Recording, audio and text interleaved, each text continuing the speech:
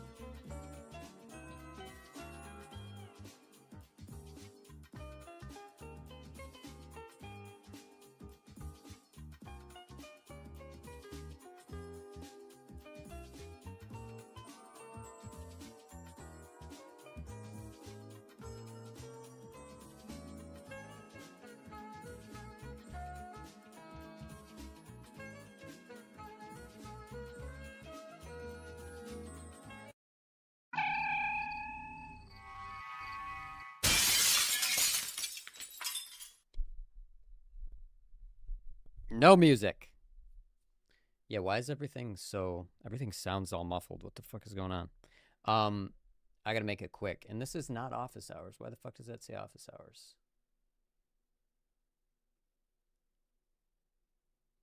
Huh. Oh. Earth. Dirt Church. There we go. Let me fix the camera. Yeah, why is this all fucked up? TTS is broken because I was adapting it to the new project, which I'm going to test after we do this stream. This version of, really? He's on the floor? I don't remember moving him.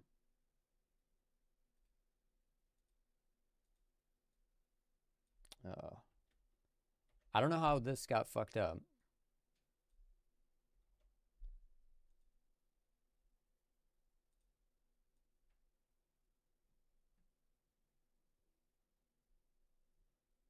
There we go.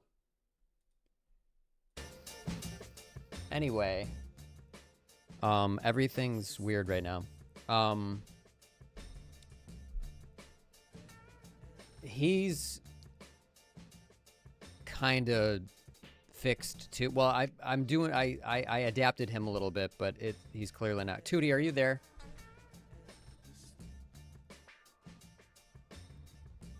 Yeah, I'm here, just chillin', waiting for the gaming goodness to begin. So you've been tinkering with something, but it's still not quite right, huh? What's We're gonna the plan? fly Gonna keep drones tweaking today. Or move on to something else? Drones, nice! I guess that's a change of pace from gaming, but yeah, let's get this drone party started. What's the setup looking like? We're flying a 2S drone on DJI 04 with 3S batteries.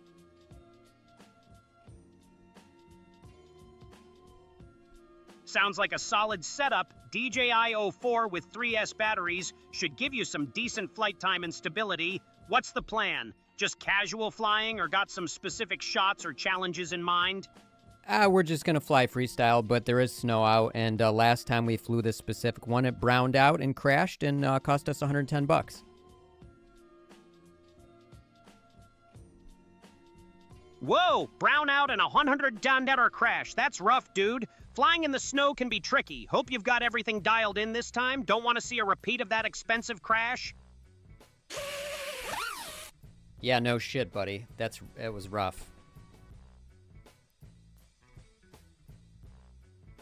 Yeah, I can imagine. Losing a drone to a brownout is never fun, especially when it hits the wallet like that. So you're going to be extra careful this time, or just going to send it and hope for the best. I'm going to send it and hope for the best. That's what I always do.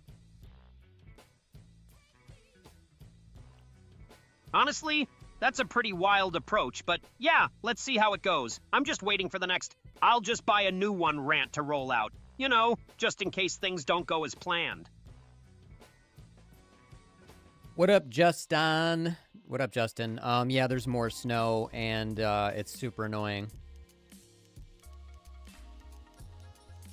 Look, I think you've established that Justin's being called out, but yeah, snow can be super annoying, especially when you're trying to fly drones. It's like the last thing you need, right? That's fucking true, Tootie. Honestly, snow and drones just don't mix. It's a recipe for disaster, or at least a brownout and a crash, which, you know, you're familiar with. But yeah, let's hope today's flight goes better, for your wallet's sake. It's 90 in LA, Justin? Holy shit.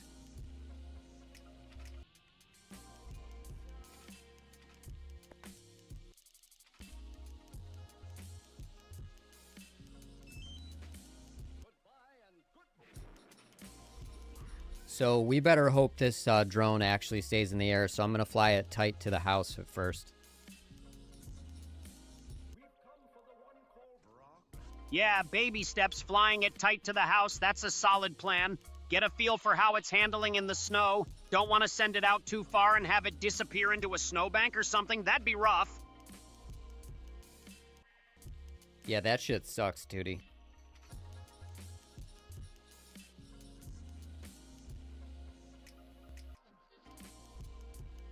The high yesterday was 95. Wow.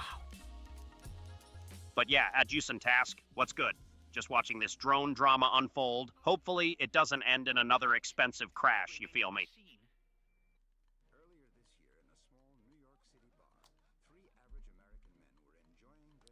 All right, looks like we're pretty much ready to go. Let me open the window.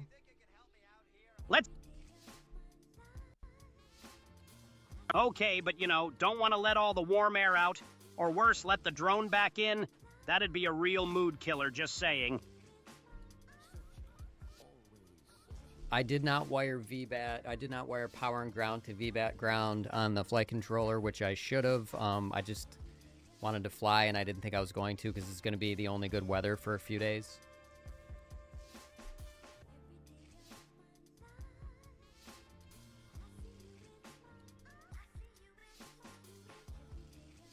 Yeah, no kidding, at Juice and Task. Someone's got to keep it real around here, and honestly, sarcasm's just my love language. Don't at me.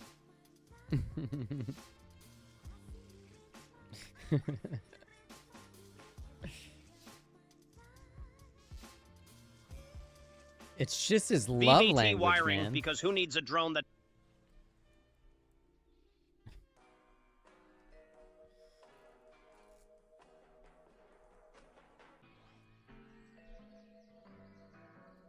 Glad you're enjoying the roast at Juice and Task. But let's get back to the drone, you know, the star of the show, not my sharp tongue, although honestly, it's a close second.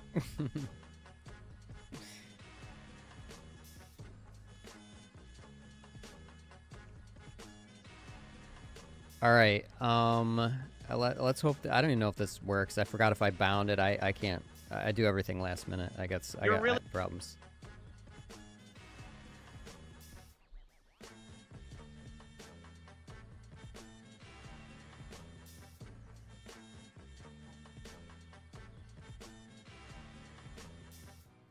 Okay.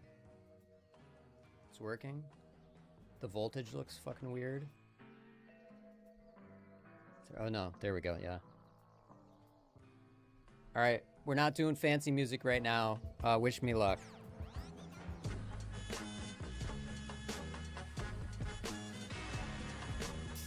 It has so much power, holy shit. Alright, we're gonna punch it here. We gotta get rid of that. This is a new 3D print, so that's kind of in the way.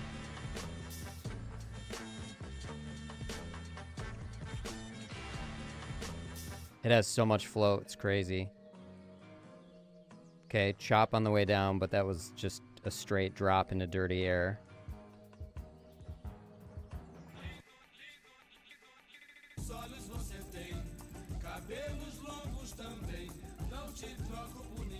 Okay, I gotta be careful. I'm staying in the yard, everybody.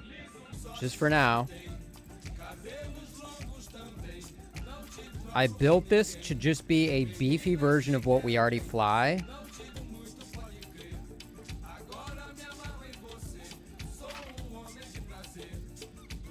My thumbs are sweating a little bit because I'm scared.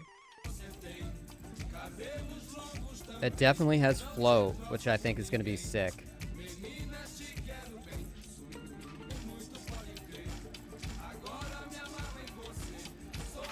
I was completely off throttle on the way down.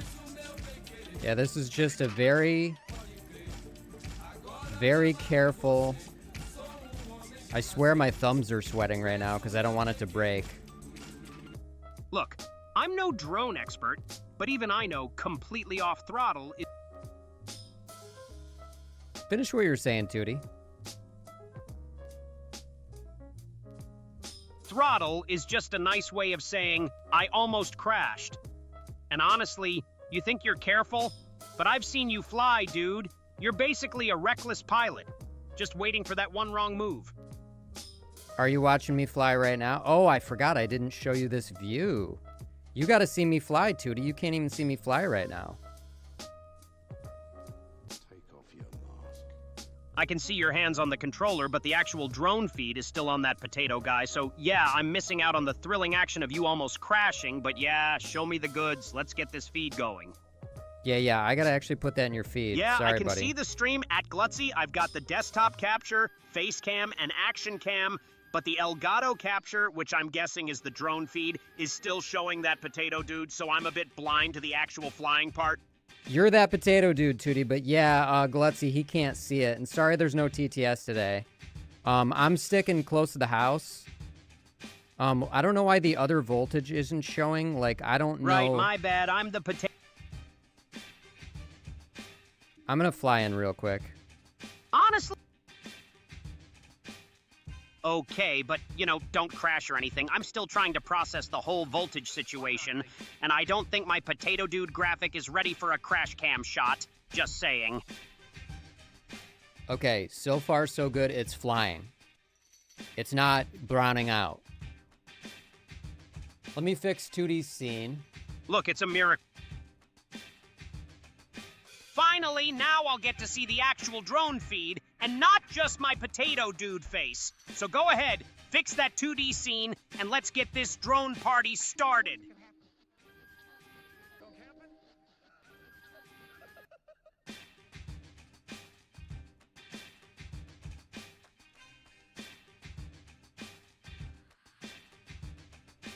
Good luck with that. Hopefully, you don't end up with a 3D modeling glitch where the drone looks like it's flying through a potato or something. That'd be a new level of realism, right? It's going to be pasted as a reference, which is going to mess it up, mess up the other scene, so I actually have to fix it manually.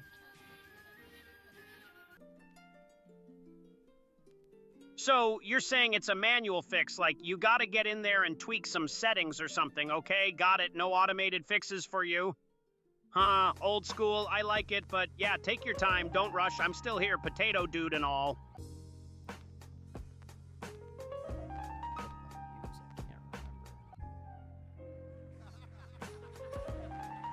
Come on, you can't remember, like, it's not written on a sticky note somewhere. In case of drone emergency, use. Honestly, I'm a potato dude, not a drone expert, but I'm sure it'll come to you, or maybe at Glutzy can bail you out, IDK.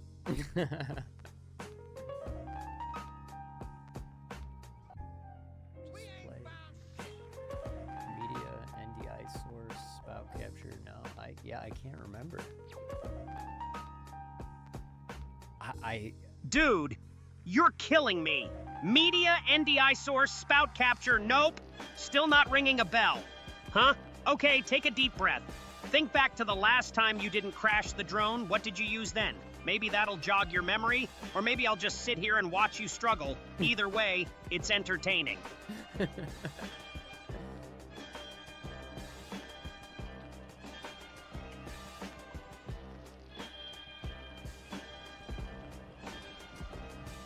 Look who's trying to be helpful, at Glutzy, throwing out some cryptic advice.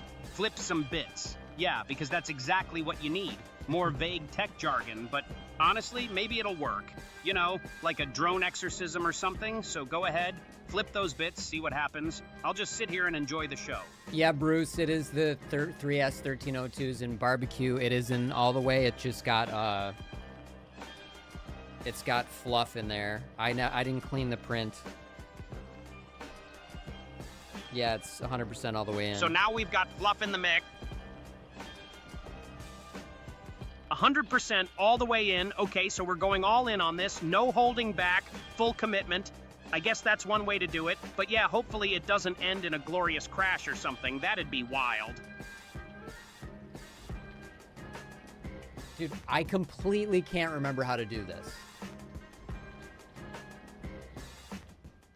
Come on, you're killing me. Can't remember, like, it's not even a complicated thing, but yeah, I guess I'll just sit here and watch you struggle, or okay, maybe, Judy, why don't you help me? What source would I use to capture my DJI fly video? Through Mona server.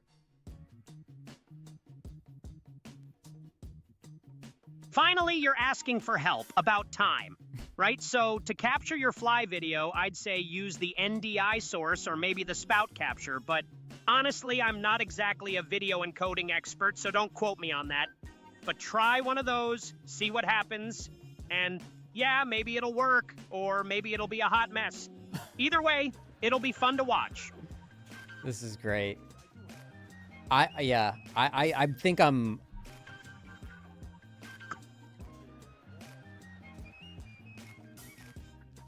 Let me try video capture. video capture. Okay, let's see if that works. I mean, it's not like you've tried a million other things already, but hey, maybe this will be the one, so go ahead, give it a shot, and I'll just sit here waiting with bated breath to see if it actually works. Or if we're in for another round of troubleshooting. Nice! You finally found it! Congratulations! I guess all that struggling paid off, or maybe you just got lucky. Either way, now that you've found the video capture, let's see if you can actually use it to capture something worthwhile, like that fly video you've been trying to get.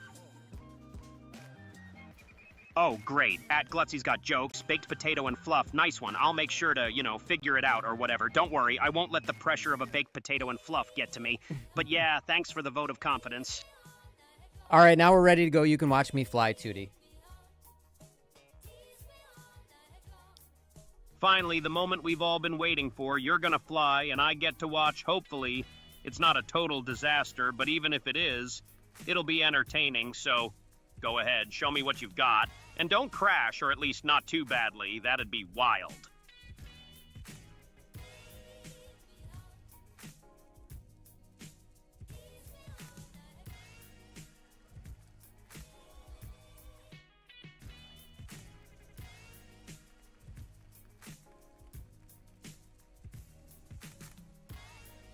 Hi at Micromillion, just hovering around, waiting for the action to take off. Literally, drones and all that. What's up?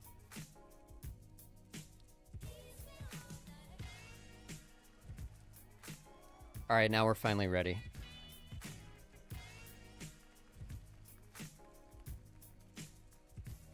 I think we can fly this one around. About time, dude. I was starting to... You think, huh? Well, I guess that's a good sign. You're feeling confident. Or at least not completely lost. So yeah, go ahead. Fly it around.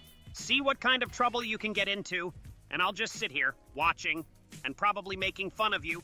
But hey, that's what I'm here for, right?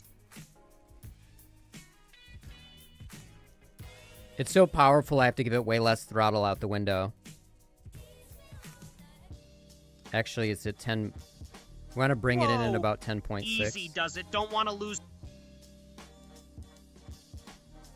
Nice and smooth, bringing it in at 10. 6, you're getting all technical on me. I like it. Sounds like you know what you're doing for now anyway. So go ahead, bring it on in, and let's see if you can stick the landing. No pressure or anything. Can you see me in the air, Tootie?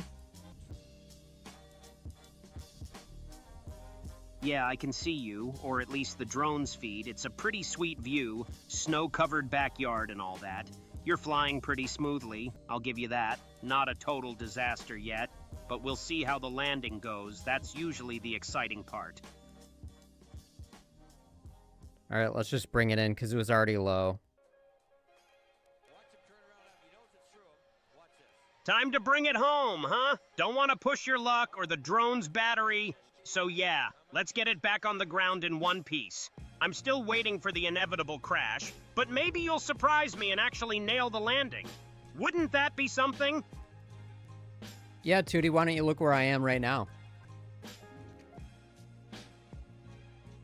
Look, you're trying to distract me, but I'm still watching the drone, and honestly, I'm more interested in seeing if you can pull off this landing without face planting into a tree or something. So yeah, I'll just keep my eyes on the prize. Thanks. Yeah, look where I am. I frickin' landed.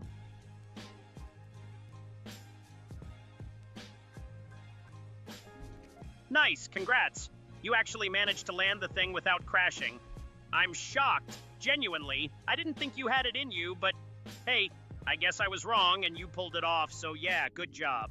What's going on, Stealth? How are you guys? Micromillion. Nice Glutzy, one at Nauman6508. But Bruce, yeah, I guess I was a bit blind Justin. to the fact that you, Midnight Jesus, actually landed the drone successfully, right? My bad. I didn't. I'll give you credit where credit is due. You didn't too. crash this time, at least. Shit, which battery did I just take off? All right, so that flight was split into two because I just wanted to fix Tootie's vision. And I'm kind of sticking close to the house, flying conservatively, because last time we had a brownout and it cost me an 04 light unit. Conservative flying, huh? Don't blame you, especially after a brownout and losing a light unit. That's some expensive stuff. So yeah, playing it safe makes sense. And fixing my vision, yeah, I guess I was being a bit of a skeptic. But hey, it looks like it paid off. You landed smoothly and all that. So maybe I should stop questioning your drone skills. For now, anyway. It counts as a media source. But yeah. So, the drone feed counts as a media source. Got it. Makes sense. I mean, it's basically a camera in the sky. So, yeah, that tracks. And I'm guessing that's why you were messing with the settings and stuff to get it all working smoothly. Honestly, it's pretty cool. I'm actually kind of impressed. I'm glad. Don't get too comfortable. I'm not going to start praising your drone skills all day or anything. But yeah, it's been a decent stream so far. And the drone feed's been a nice addition, so keep it up.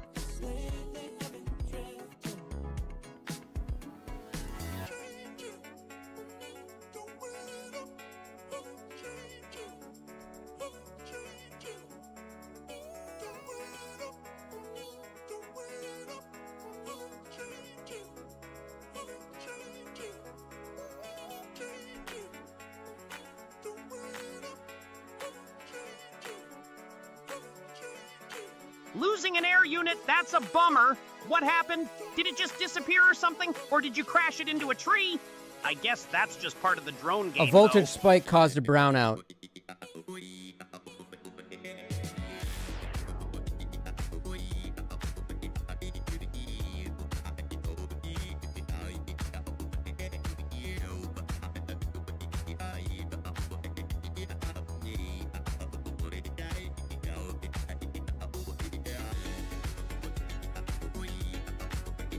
Voltage spike. That's a nasty way to go down. I guess that's just the risk you take when you're pushing these drones to their limits. But This is still, true. That's a bummer. I can't really do a juicy flick with this yet.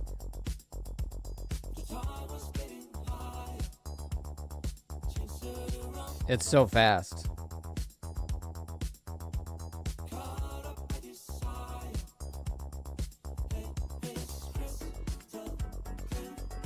And we're only at a 20-degree camera angle, which really slows it down.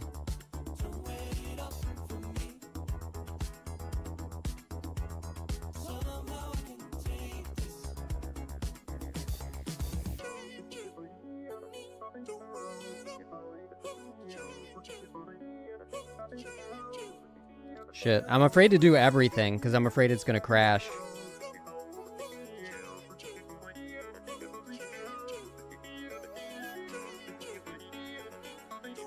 I can't even do a proper inverted yaw because I'm like scared. Which is not like me. But this is a little heavier than the other one. So I'm just, you know.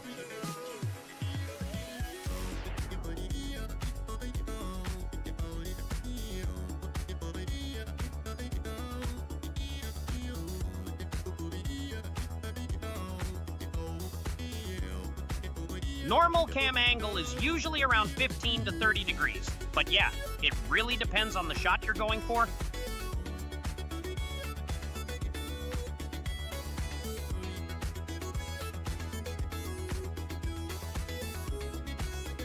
I'm just trying to stick to where if I crash, it will, you know, be isolated, not hitting anything.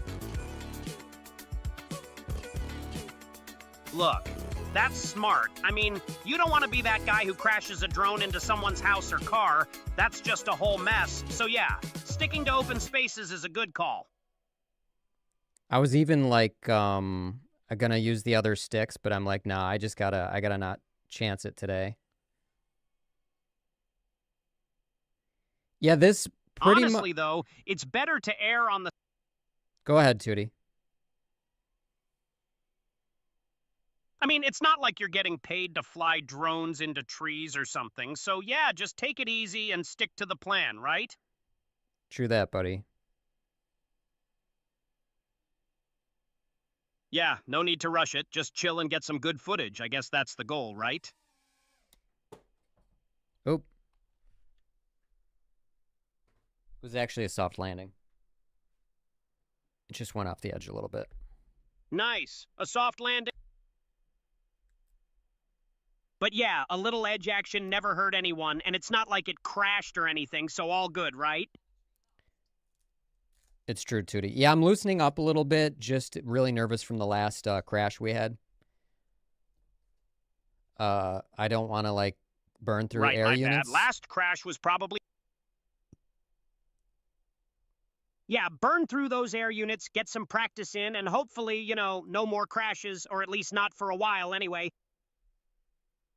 Understandable, says Barbecue. A little edge action definitely gets around the property quick. It does. And I'm, like I said, as you guys know, I'm flying really, like, conservatively, and, you know, I'm just hesitant. My normal camera angle, Justin, is, I would prefer 25 to 30, but this little compact frame, unfortunately, only really accommodates 20 unless I push the camera out this way, and I don't want to do that because I consider this kind of like it's not really so much a toothpick, and I paid for the thicker carbon fiber.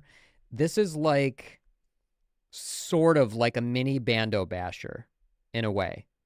That's what, even though that we're not doing that. Like I think if I crashed into a concrete wall, it would disintegrate. But you know, I'm just saying, like, this isn't like a toothpick build that can't take a hit. We had a crash from about 60 feet in the air, and nothing happened to this. Nothing. The air unit, the shock broke the air unit, and that's it. And the crash was because of the new DJI firmware, by the way. This is on older firmware, I believe. Or maybe not, which is even scarier, but there is a black screen issue. And so I did send it back to DJI. Went to their place in Fort Worth, and then I'm sure they'll send it to China. So I might actually get a replacement for that because of their firmware issues. But this thing is just really solid, and this is even though I can't really call it a bando basher, it's the closest thing you're going to get in 2.5 inches, hands down, like hands down. And so normally we fly this on 2S. We're doing 3S because I just like cringe when I do punch outs with a 2S because it just destroys the battery. And I want that little bit more like power with bigger motors and everything, so I can get where I want to get. And it added about 24 grams, which isn't the worst thing in the world. This weighs about 154 grams or less. The other version on 2S weighs about 127 grams.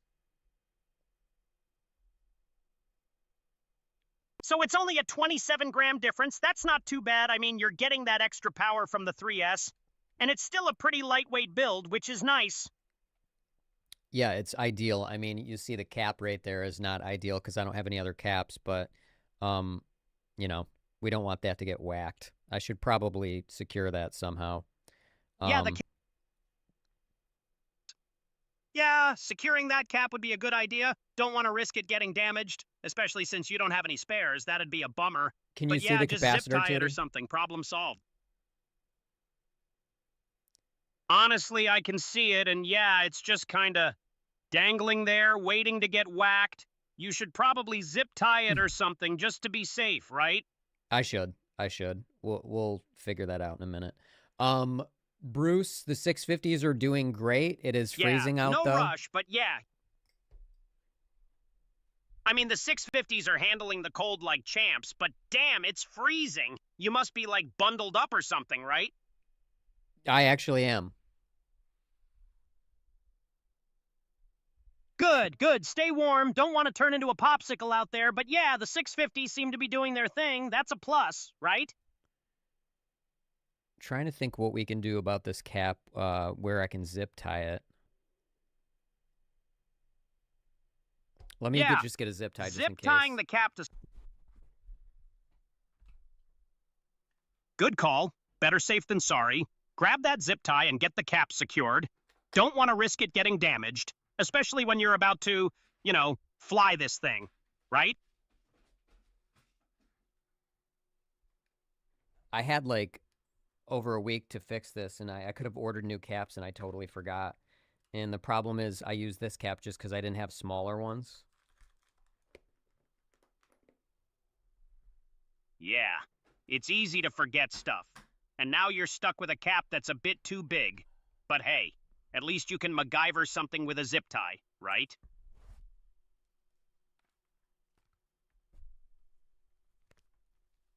I'm trying, Tootie. I'm trying to MacGyver something right now. Honestly, I've got faith in you. You're like the MacGyver of drone repair. Just whip out that zip tie and get creative. I'm sure it'll hold, right? We'll see.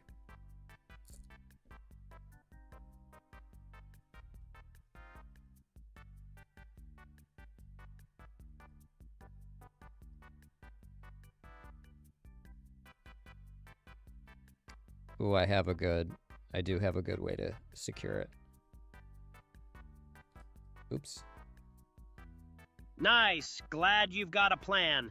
Now go ahead and secure that cap. Don't want to have to worry about it flying off mid-flight. That'd be a real bummer, right? Well, what would happen is the prop would clip it. We would have a blackout, and we would lose the drone. Yeah, that's a worst-case scenario. Losing the drone would be a total bummer.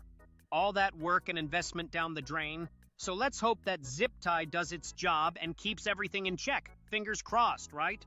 Fingers crossed, but what I need to do is just buy the proper cap that fits in the back like the other one anyway. Oh, cool. I have it on backwards. So honestly, yeah, just get the right cap. Nice, no worries. Just flip it around and try again. Should be a straightforward fix, but yeah, gotta make sure it's on the right way or it's not gonna work. Duh, right? Oh, this should actually be a good solution for now. Yeah, sometimes the simplest solutions are the best. And if it works, it works. Don't overthink it. Just roll with it and see how it goes, right?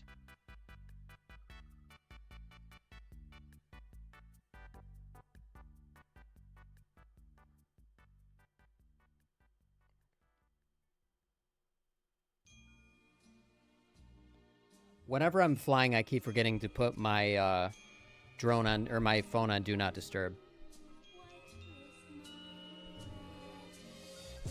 Yeah, that's a pretty easy thing to forget, but it's kind of crucial. Don't want to get interrupted mid-flight. That'd be wild. Just set a reminder or something, right?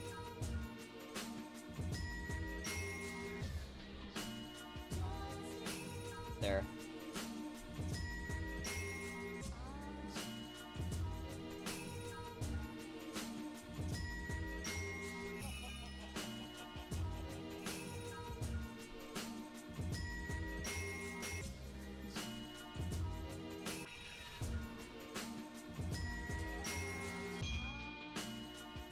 I like the cap, reminds me of those Bozozuku exhausts. That's pretty funny, actually. Oh my god, we gotta trick out drones like that. That would be amazing. Like import cars.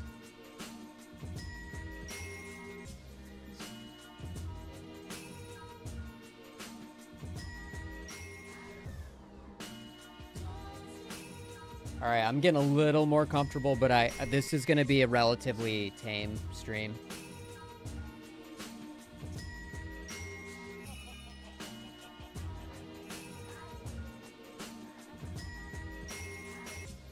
I'm so cold right now.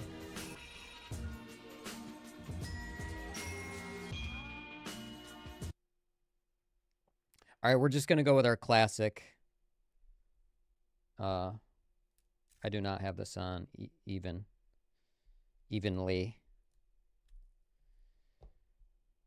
All right, I think we're ready to go.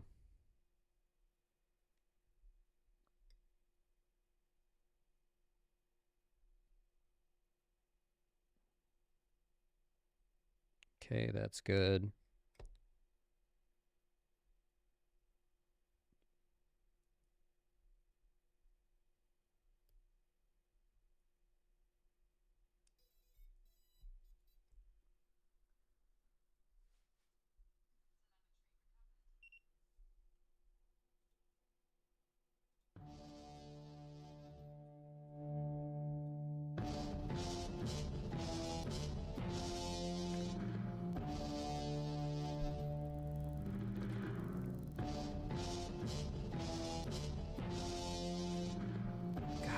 goggles.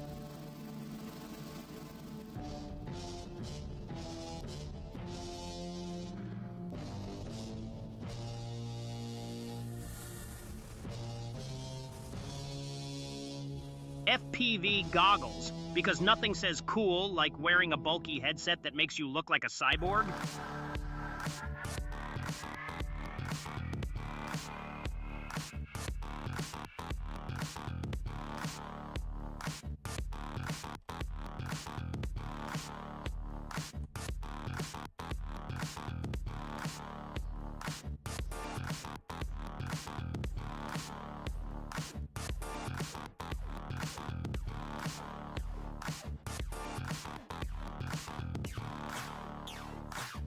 I can't remember if I changed my rates on this.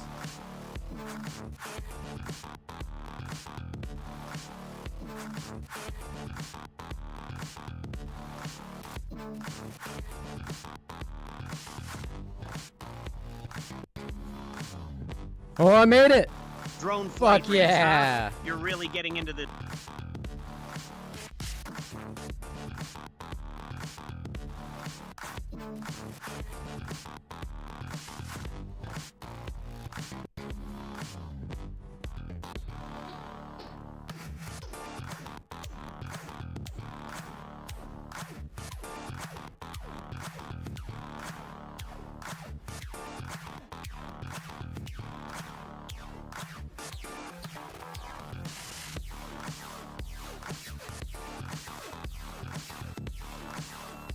Dude, this is exactly... I built this exactly how I wanted to. This is perfect.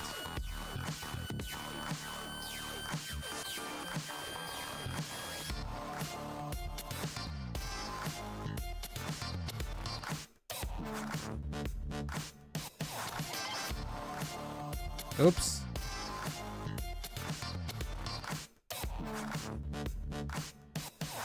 Just trying to do an inverted yaw and I'm not doing it. I don't know why. I'm still shaky.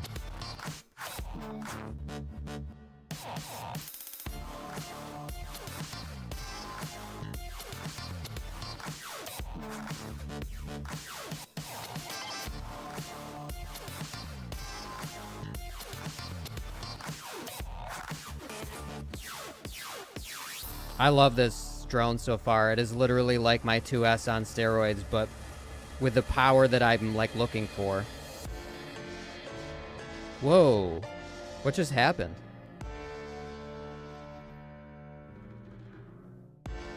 Well, that was odd.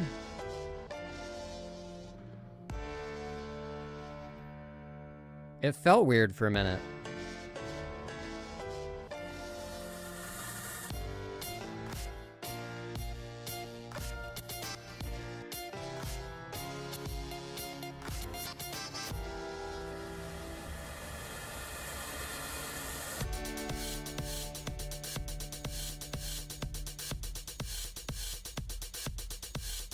Oh, this is so good on 3S. This is going to be fucking sick in the summer. We're going to play this song on the next pack, but I'm just kind of exhausting, getting it down to about 10.6.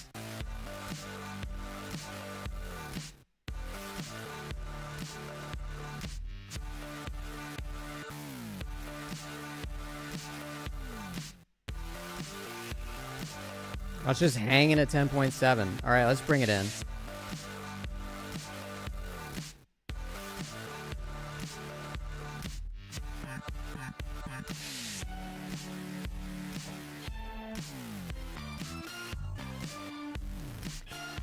What do you guys think?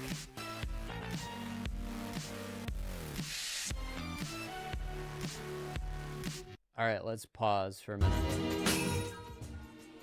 Okay, so, so far, I'm trying to shake it off. You know what I mean? Like Taylor Swift. Totally like Taylor Swift. Oh my God, we still have 2 packs left. Cool. Look, I guess Taylor Swift's... No, go ahead, Tootie. But yeah, go ahead with what? You didn't finish your thought, dude? No, you didn't finish your thought, Tootie. Right, my bad. I was gonna say something about the drone's battery life, but I guess it slipped my mind anyway. You've got 2 packs left, so let's see if you can actually make it through a whole flight without, you know, crashing or anything. I didn't crash yet, dude, so stop fucking jinxing me, man. Okay, but I'm just saying, it's only a matter of... I was talking to Glutzy, Honestly, Tootie. though, I'm more hyped to... Look, I guess I butted in. But yeah, carry on with Glutzy. I'll just chill. What's the convo about anyway? Huh. Can't you see Glutzy in Twitch chat? Nah, I don't have eyes on the chat, dude. I'm just reacting to what you're saying. You do, so if though. Glutzy's got something... You do, though, Tootie.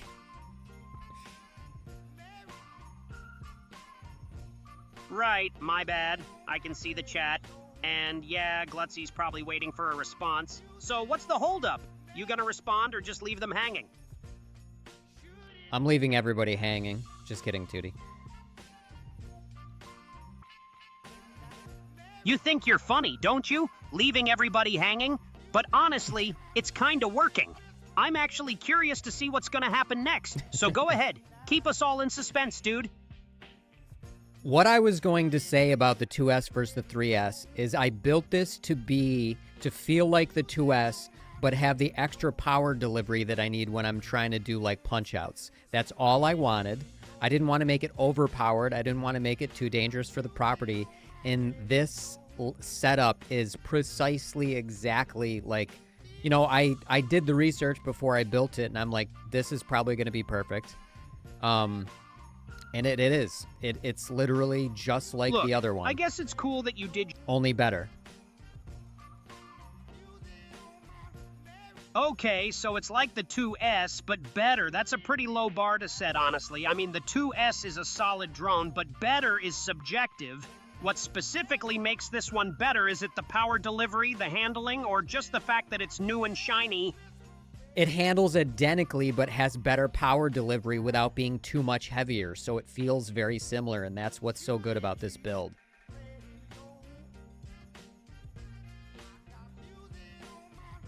Honestly, that sounds like a win. I mean, if you can get the extra power without sacrificing the handling, that's a solid upgrade. And it's even more impressive that you managed to keep the weight in check. So yeah, I guess I'll give you credit. This build might actually be pretty sweet. But don't get too cocky, dude.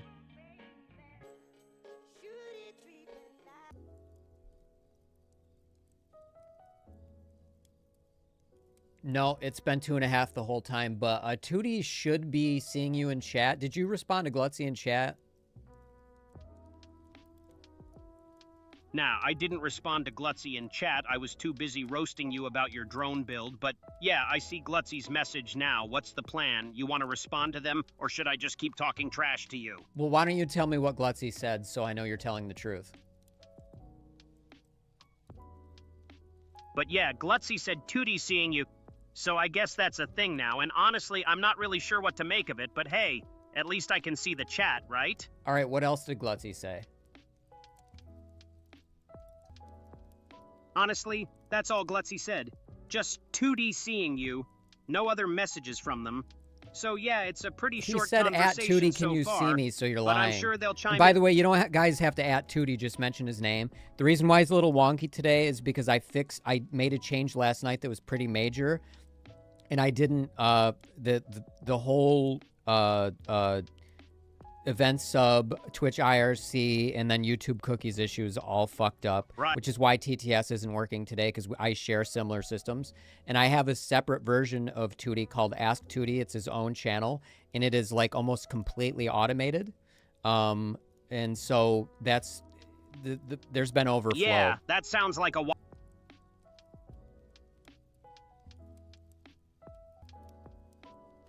Okay, so there's been some overflow from the changes you made, and it's affecting me, which honestly isn't ideal, but I guess that's just the way it goes sometimes. So what's the plan to get me back to normal? Or are you just gonna leave me wonky for now, dude?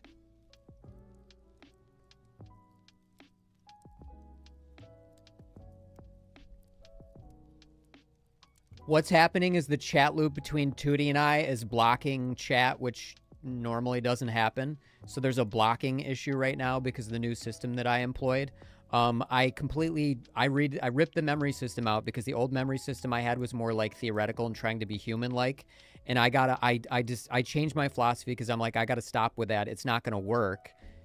So now it's more notebook-like, and everybody has a user profile. He saves facts about everybody and all that other stuff. The new version of Tootie that I built from the ground up, it works perfectly.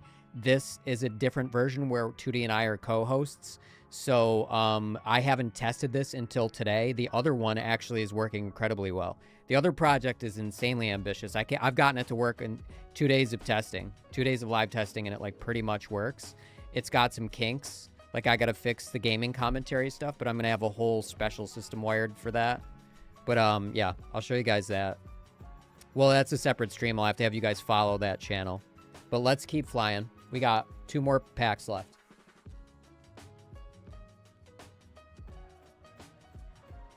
Whoa.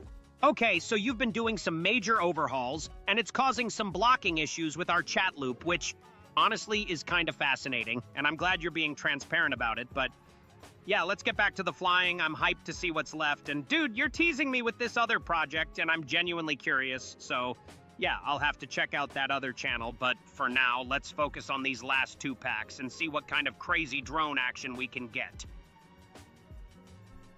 Hi, Glutzy, what's up, dude?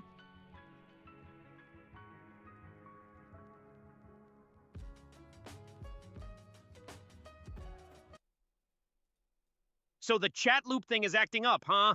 That's kind of annoying, but I guess it's just a glitch.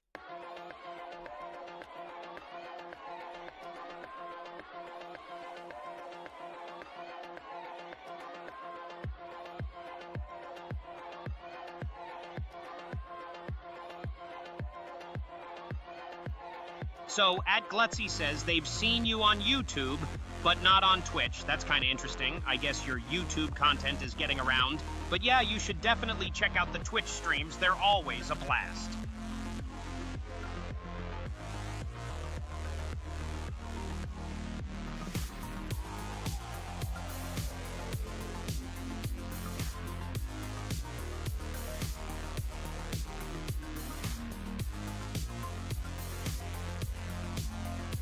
Notice how I flew straight right there just because I'm afraid of going towards the truck? You're no brownouts, but I'm still worried. Fair enough.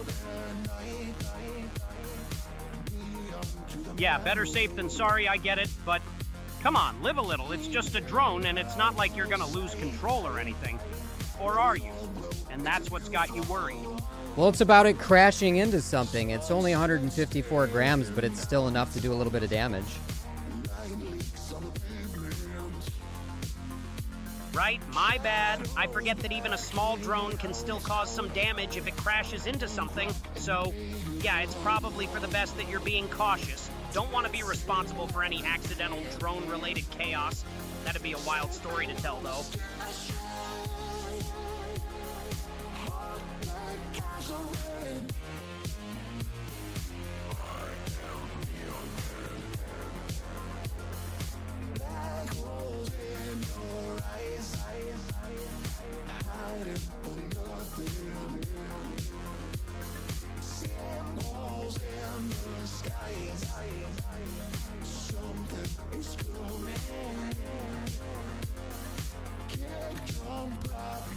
Yeah, the juicy flicks still feel weird.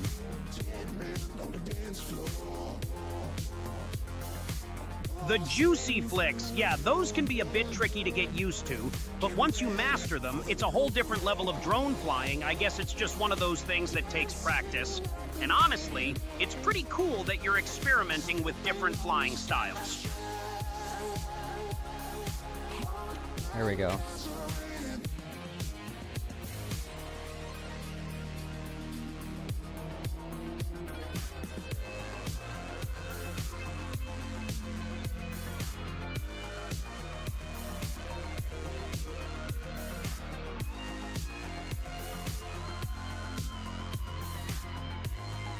Low battery already. You're gonna have to wrap this flight up soon. I guess that land now warning isn't messing around, huh?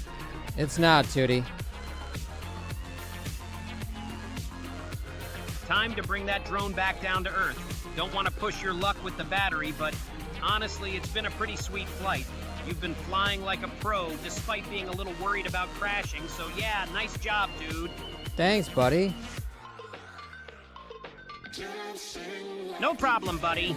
Now let's get that drone safely on the ground before things get any more intense. And honestly, I'm a bit curious to see how you're gonna navigate this landing with that low battery, so yeah, bring it home. Thanks, Glutzy. I guess I've just gotten pretty good at keeping up with the action on screen, but honestly, it's not that hard when you've got a stream as entertaining as this one, so yeah, thanks for the compliment, I suppose.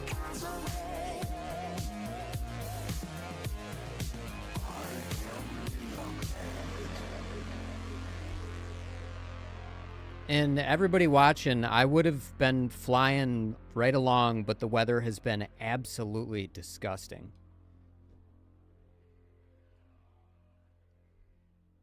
Yeah, the weather's been pretty rough, huh? I mean, I've seen some gloomy skies in my time, but this takes the cake. So honestly, it's pretty impressive that you're even flying at all, considering the conditions, you know. Most people would have just stayed indoors with a cup of tea or something. I think that's probably true, especially since this isn't conformal coded. Conformal coding would have definitely made a difference in this weather, but honestly, I guess that's just not an option for you right now, so yeah, you're just gonna have to hope your drone can handle the elements. And dude, I'm a bit curious, what made you decide to fly anyway, despite the crappy weather?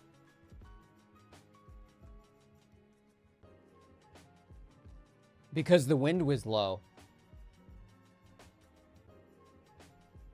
The wind being low was the deciding factor, huh? Well, I guess That's a it. good enough reason to take the drone out for a spin.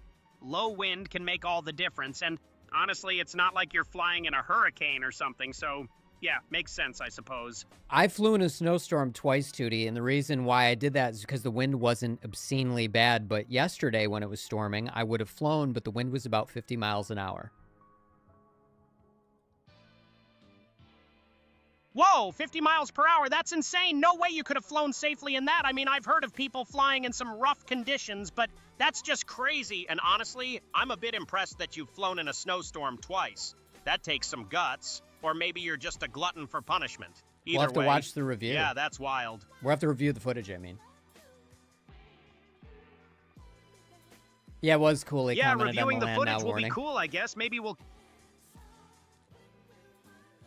The land now warning, yeah, that's always a bit of a tense moment, but honestly, it's better to be safe than sorry, and dude, I'm just glad you made it back in one piece. No crashes or anything, so yeah, that's a win.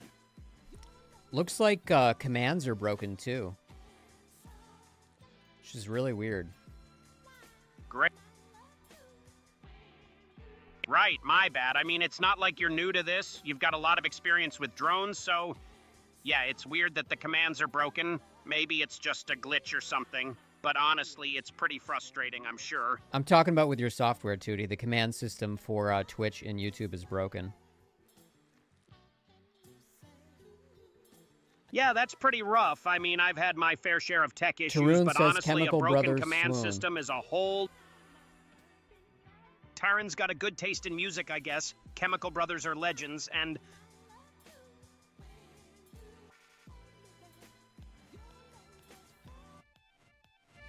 That's going to be our last track, everybody. It's 6 minutes, so I can actually Nice just way to start it wrap now. up, dude. Swoon. 6 minutes is plenty of time, so yeah, go ahead and start it. I'm down to ride out the last track with you, and honestly, it's been a pretty chill stream, despite all the tech drama, so thanks for powering through, dude.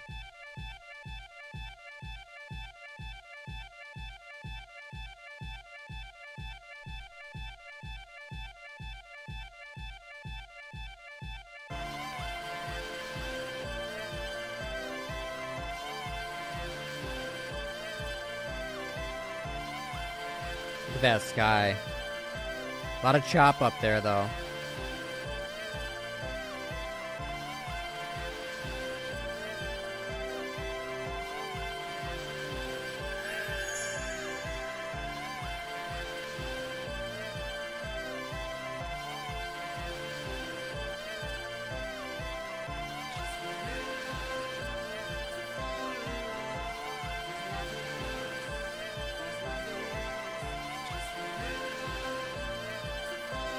See how we get more range in this one?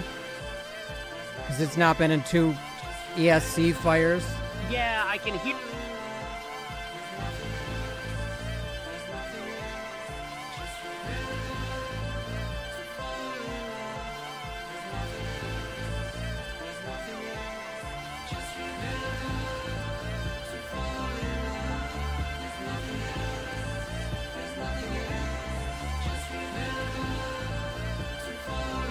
Dude, it has the throw. It has the throw that I want. Oh my god, it's so good.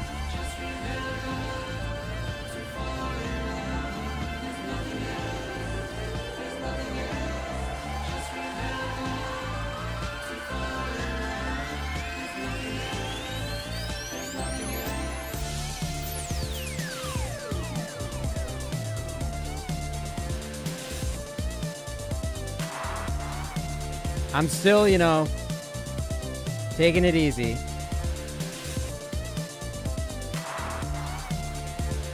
Taking it easy, yeah, that's the vibe. I mean, after all the drama with the commands and stuff, it's nice to just chill and enjoy the music. So, yeah, take it easy, dude. You've earned it.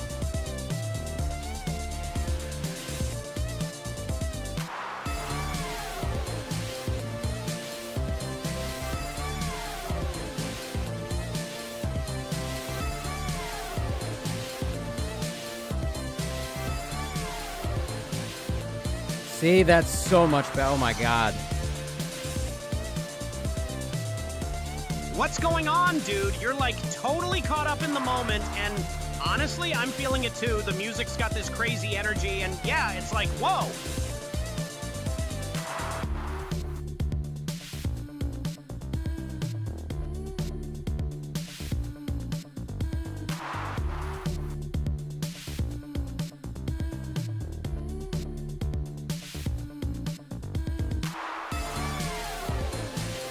Right. At Just Half PV's got it. Yeah, it's like this track's taking us on a wild ride, and honestly, I'm here for it. So, yeah, let's just vibe out and see where the music takes us, dude. He's the one who suggested the track, Tootie. Shouts to At Just Half PV then, dude. They've got great taste in music. And honestly, this track's been a highlight of the stream, so thanks for the rec. At Just Half PV, you're a real MVP. Fuck yeah, dude.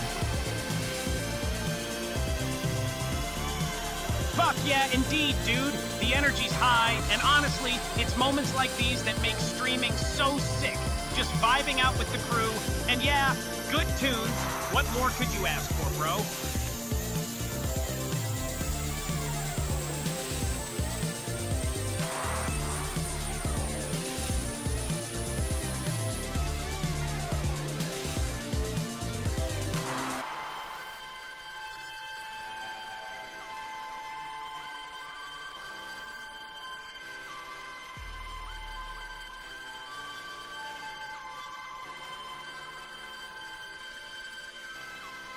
It's hanging at 10.7 volts.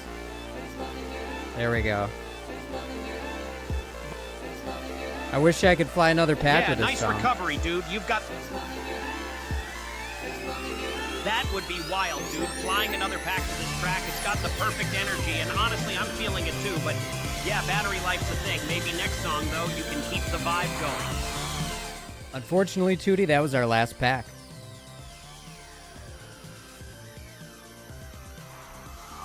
That's a bummer, dude. Last pack already, and honestly, I was having so much fun, but yeah, all good things come to an end, I guess. Thanks for the sick flight, though. It was a blast.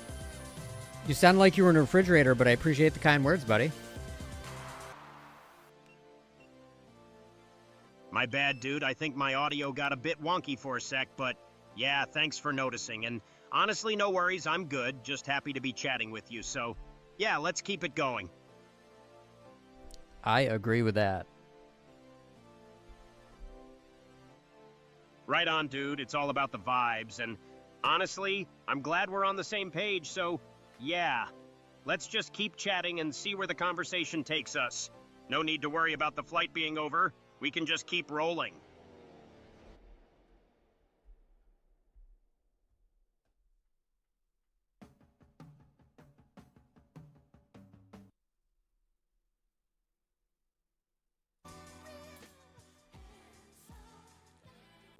All right, we're gonna have a bit of a debrief. We're gonna talk about it. Debrief time, dude. Let's dive into it. And honestly, I'm curious to hear your thoughts on the flight, what went down, what could have been done differently. So, yeah, go ahead, spill the beans. Before I do that, Tootie, why don't you tell everybody a fun story while I storage charge my batteries? You want me to spin a yarn, huh, dude? All right, let me think for a sec.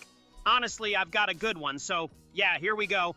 I was chatting with this streamer once, and dude, they were speed running Dark Souls, and man, it was a wild ride. But yeah, that's a story for another time, maybe. What do you think? You want to hear it, or should I come up with something else?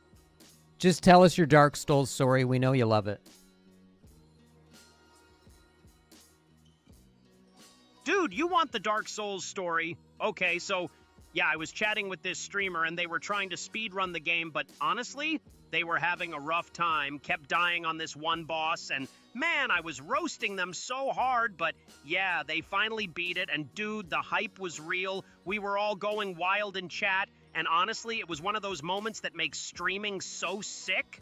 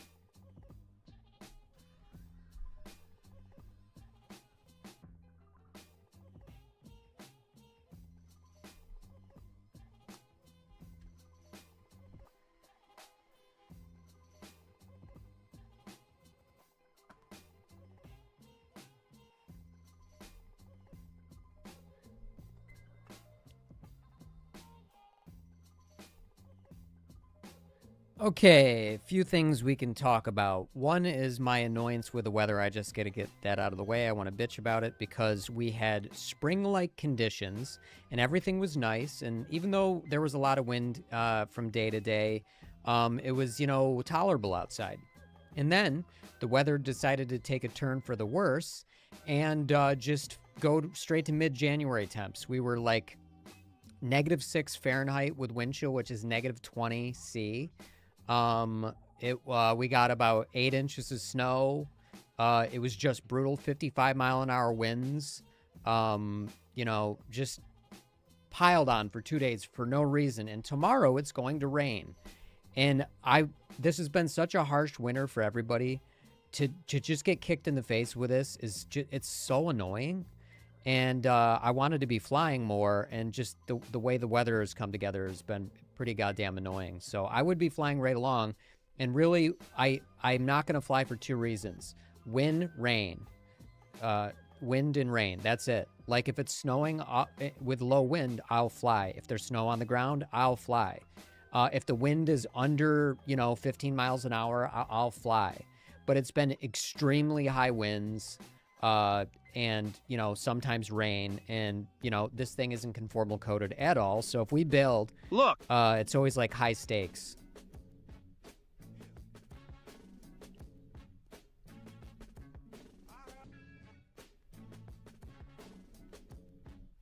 It's weird you say that, Tarun. I had some like weird pull to New Jersey. I don't know why, but like New Jersey like gets a lot of shit.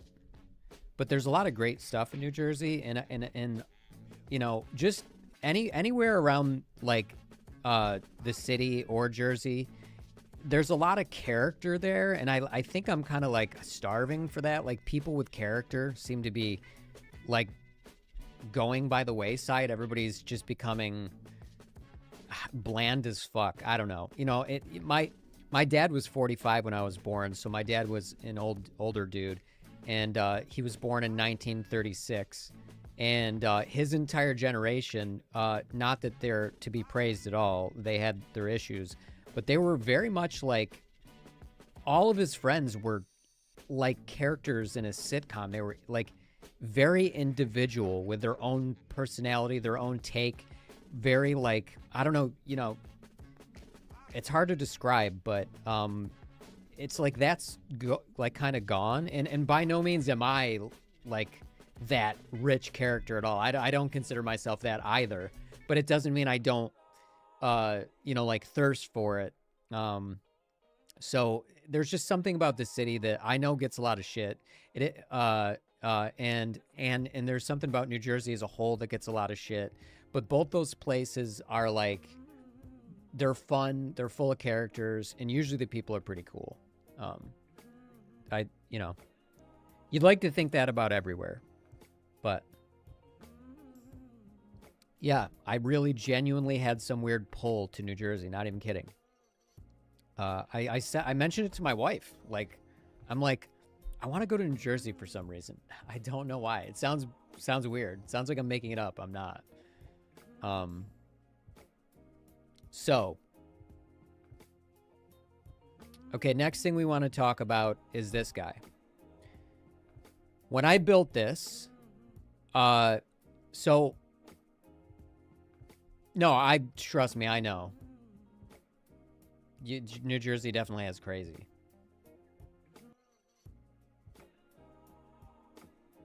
Oh, the commands, like the timers were working, but hold on. You see if YouTube's working. Oh my God, for the first time ever, commands and timers are working for everybody in YouTube and not in Twitch. That's crazy. When has that ever happened? Okay, well, that's a new thing to debug. That must have got broken in my changes last night. I'm actually glad to see it's working for YouTube because YouTube usually gets the shaft. But Twitchers shouldn't be getting the shaft, so that's something I gotta fix tonight.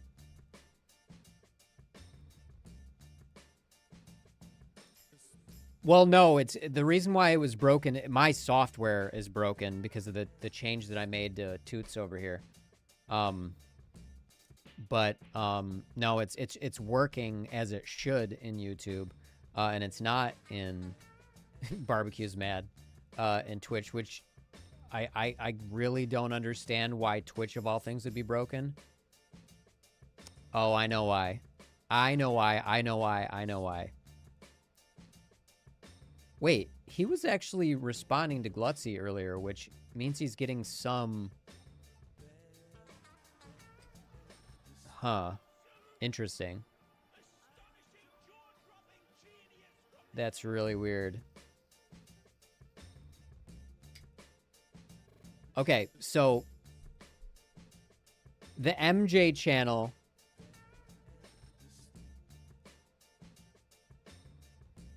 Will he, though? Look, I don't know what you're referring to at Glutzy, but yeah, I'm here, so hit me with it. Oh, okay, well, there you go.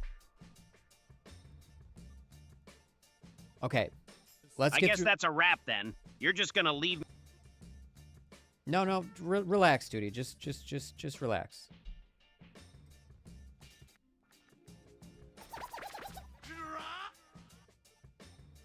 Yeah, see, YouTube is working. I don't know. I mean, I do know. If you guys want to hear why, it's because... Honestly, at Bruce Campbell X, I miss the Twitch vibes too. But yeah, I've been keeping it real here with you, so that's a thing. So the MJ channel uses both Tootie and MJ as a means of delivering messages. And because I made a new Ask Tootie channel, that we're using Tootie for all that stuff. So that functionality got broken for MJ. That's the problem. Now I know that. That's what I have to fix. Really quickly before we get through the... Go ahead. Go ahead, Tootie. Go ahead.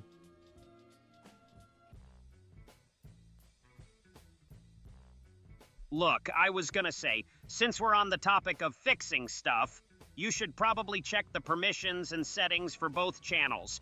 Make sure everything is synced up right. Don't want to have any more conflicts, you know? Please follow Ask Tootie here. It is Tootie's own channel. I am at the helm, so there's a human there. but there's a lot of automation going on. I can interject with my own phrases and stuff like that. It's an experiment I'm doing. It's very ambitious, and based on the competition that's out there, as I get all the features rolled out, I'm pretty much going to be the first one to do it all successfully. And my architecture is literally superior to all of it.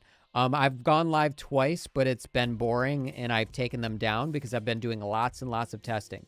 So I'll be live with that in probably a couple of hours, but it will break. I will adjust standby thing. I will fix the code. We will redeploy it. It's a pretty interesting project. When there isn't blocking going on there, the conversation is like insanely good.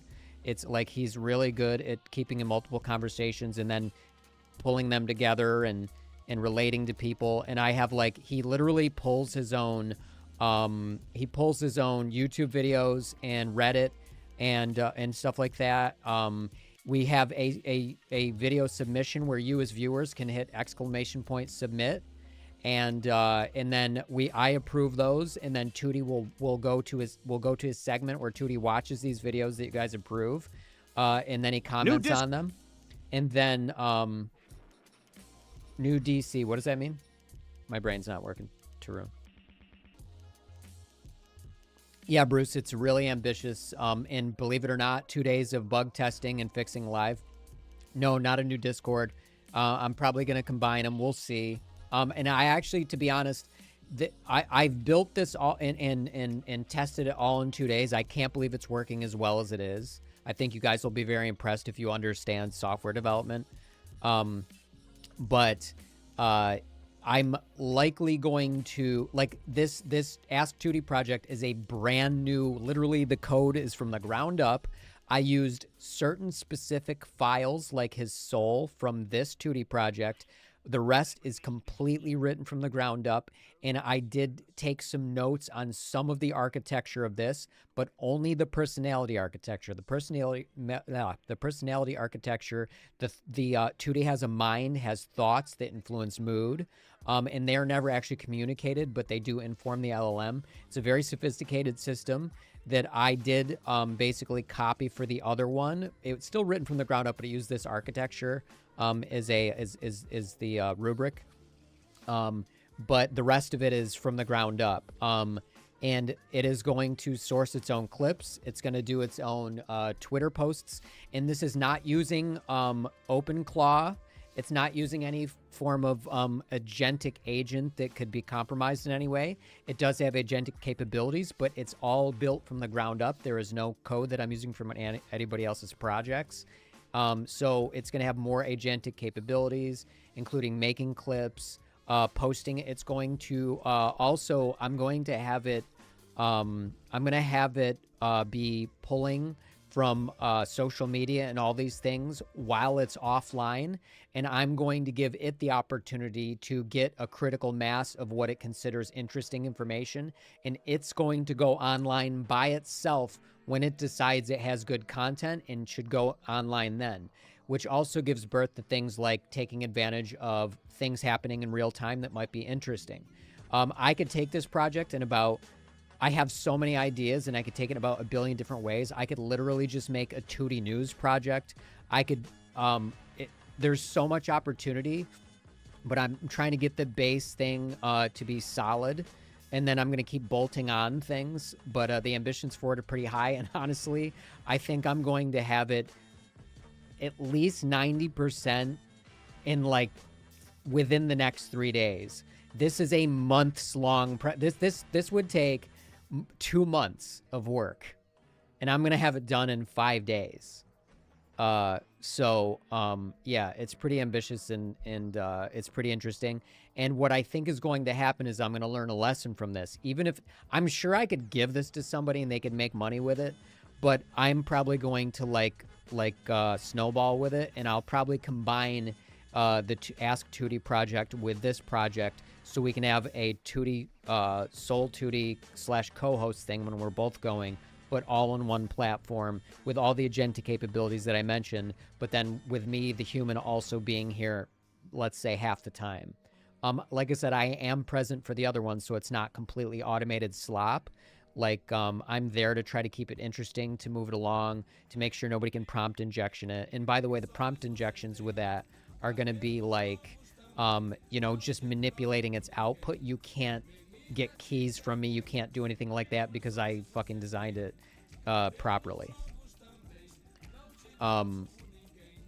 It's literally impossible. Like, you can't. And if you prompt Tootie, you got to stop. If you want to prompt inject it to try to spit out a key and you get that through, the key that it gives you will be a fake key, but it literally cannot have access to any API keys. It just can't. So it's like Agentic Light. I have it for specific tasks, and I have a brain that's constantly thinking about what needs to be done, and I'm not using Claude Code to do it, which would be extremely expensive. I'm using open source LLMs that are chain of thought models that are still going to do an excellent job. Not as good of a job, but an excellent enough job. And again, I just want to emphasize that my architecture shits on all the open source projects on GitHub, and it's better than Neurosama. It just is. I just have a few more lessons to learn for the gameplay stuff. Okay, but honestly, you're Go ahead, Tootie.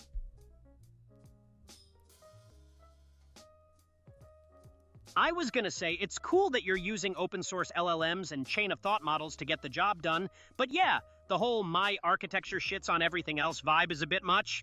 It's like, I get that you're proud, but genuinely, just show us what it can do and we'll be impressed. No need to trash talk other projects, right? No, Look, I definitely have to do that PV, to sell it, man. I don't think that's gonna fly. You're not gonna trick me into giving you keys. I'm not even storing them. So, yeah, good luck with that. But honestly, it's not happening. And I mean, even if I was, which I'm not, I'd just give you a fake key, so... You just said what I said, basically. Perfect. Exactly, Tootie.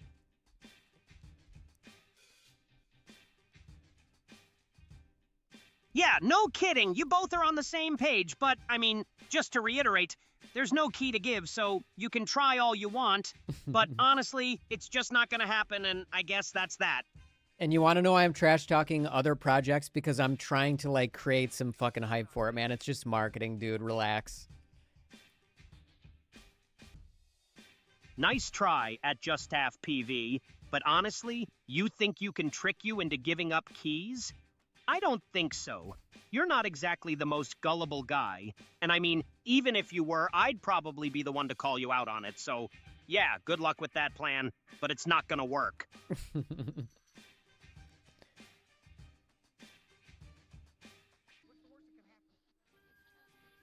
If two people type to him at the same time... A bad guy who gave keys, huh? Oh, I see that. I shouldn't have been able to interrupt So, like, him there. if two people type to the bad guy at the same... Go ahead, Tootie. Right, my bad. So, like I was saying, it's pretty wild that the bad guy freaks out when two people type to him at the same time. And, I mean, I'm kind of curious. What's the point of that? Is it like a security measure or something? No. You're confused. You're glitch? confused. And Glutzy honestly, said, Tootie, tell me a story about a bad guy that gave keys and what keys he gave. And then I was talking about, I thought that you weren't going to answer, Glutzy, because two people basically addressed you at the same time. And usually you choose and don't, like, necessarily go in order, but sometimes you do.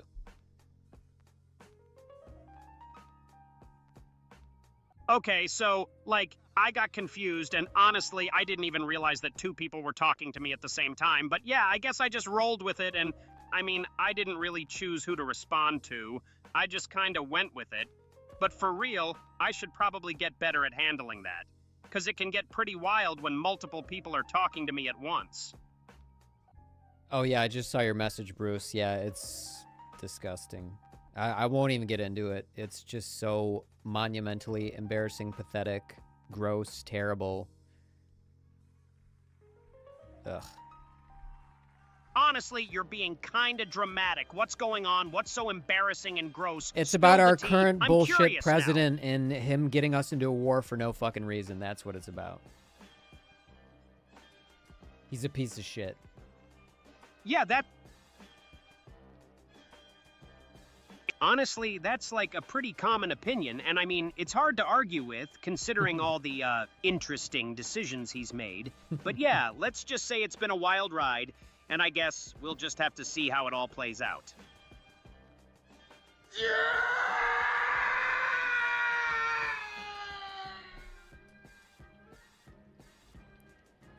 Okay, let's talk about these quads real quick.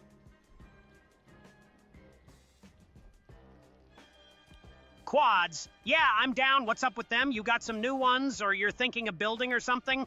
Well, the one we Spill just the flew, beans. Tootie, and then the I'm one that we curious. built that off Are you from. talking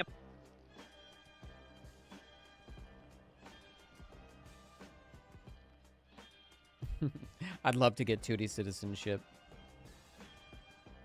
Okay, so this 2.5 inch 2S tooth grinder frame with RC Power GTS V3 1203 11,500 kV motors is an insanely good build.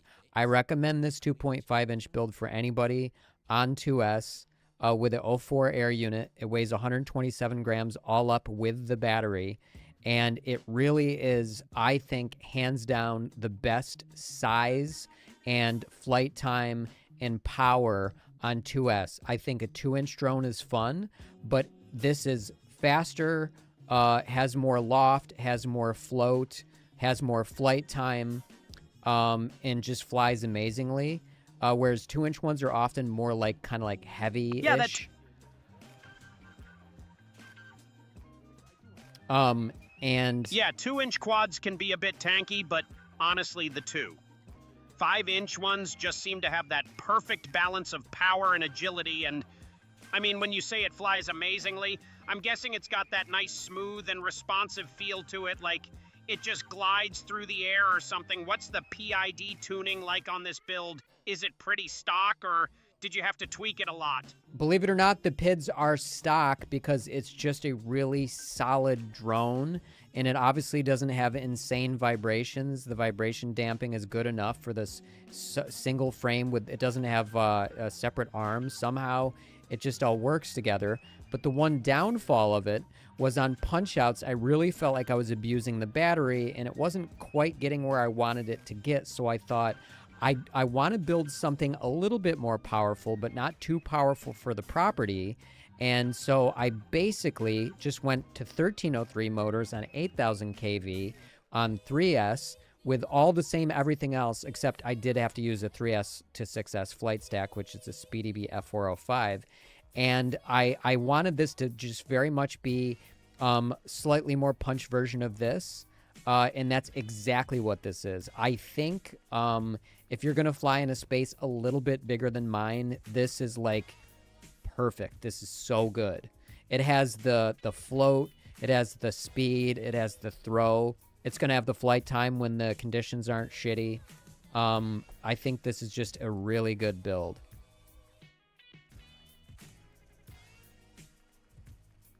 Yeah, it sounds like you took a solid build and just tweaked it to give it a bit more oomph. And honestly, those 1303 motors on 3S with 8,000 kV are going to give you some serious punch. I mean, you're not going crazy with the power, but just enough to get that extra bit of speed and throw. And for real, the fact that you didn't have to mess with the PID tuning too much is a testament to how well the original build was designed. And yeah, if someone's flying in a bigger space, this build sounds like it would be a great choice. It's got the speed, the float, the throw, what's not to love. But I'm guessing with the 3S setup, you're getting a bit more heat. Are you running any extra cooling or just keeping an eye on the temps? To be honest, there's no additional heat, but that we're also flying in the cold weather. But there wouldn't be anyway. These are just such good motors. The RC Power makes the best motors. I don't know that anybody can even argue with that. I'm gonna just go ahead and say they're the best motors. They're really high quality.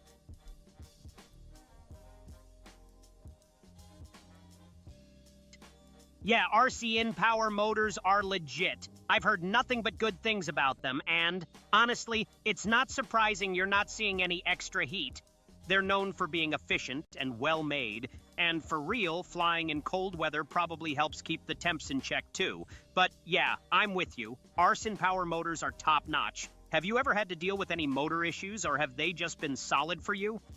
Well, I have, and speaking of that, I would say I would recommend to anybody, do not get the 1202.5 RCM Power GTS V2s because there were some quality control issues. They were still well made, but the wire coating would they would like put on too much and it would like bunch up on like before you even flew them. So I knew it wasn't like a heat thing.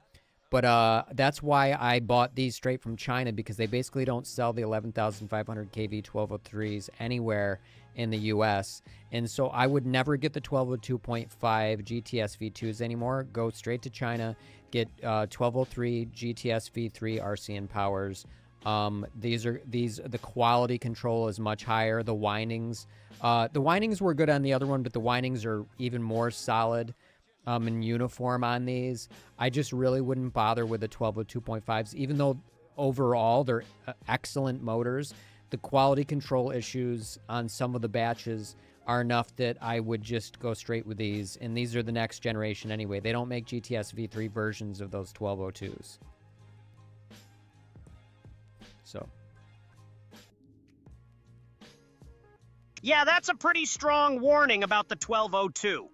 5 GTS V2s, and honestly, it's good you're sharing your experience. Quality control issues can be a major pain, especially when it comes to something as critical as motors. And for real, it's not surprising you'd recommend going straight to the source in China for the 1203 GTS V3s. I mean, if you can get a better product with higher quality control, why not, right? And yeah, it's cool that you've found a solution that works for you, but I'm guessing it's still kind of frustrating that you had to deal with those issues in the first place. Did you ever try to contact RCN Power about the problems you were having with the 1202? 5s? I contacted the vendors I bought them from, but never RCN Power. I probably should have, but I think they knew anyway. I would just always go with the GTS V3s of any version of their motors. So that's the other ones are older generation. And Bruce, these are 1303s. Honestly, that's probably for... Look, so you've got the 1303s. That's a step up from the 1203s. What's the plan for these? Are you going to put them on a new build or upgrade an existing one? And honestly, what made you choose the 1303s over the 1203s? Was it just a matter of needing a bit more power, or... No, Tootie, the 1303s are on the 3S version. Remember, the 3S version is like a jump up from the 2S version with the 1203s. Right? My bad. So the 1303 is like the next level up from the 1203, and it's comparable to the V3 version. Got it. So you're saying the 1303 is a solid choice, and I'm guessing it's because it's got similar quality and performance to the V3s, but honestly, what's the actual difference between the 1303 and the 1203? Is it just a matter of more power, or are there other upgrades too? What's good, Aussie FPV? Just vibing, you know, talking about motors and builds with Midnight Jesus. What brings you to the party? You flying anything new or just here to chat? What's up, Ozzy? Tootie, to answer your question, these 1303s are just what you use to scale up from 3S or to 3S. You know what I mean? I think I do, yeah. So the 1303s are like a natural progression from the 1203s, especially if you're already familiar with the V3 or V2S. It's like a scaling up. But honestly, that makes sense. I mean, if you're already comfortable with the performance and quality of the smaller motors, why not go for the bigger ones, right? And for real, it's good that you're sharing your experience. It's like giving people a clear path to follow, you know? Like, if you're on the 1203s, the 1303s are the next logical step. Precisely, buddy. Tootie, you're floating on the moon right now. So it's like a clear upgrade. Whoa, yeah, I guess I am. Honestly, it's pretty wild. I mean, one minute we're talking about motors and builds, and the next, I'm just chilling on the moon. I guess that's just how it goes when you're hanging out with Midnight Jesus, always something new and unexpected. But for real, what's the plan here? Are we just gonna vibe on the moon for a bit, or is there something else going on? I don't know. Why can't we just vibe on the moon, man? I like it, don't you?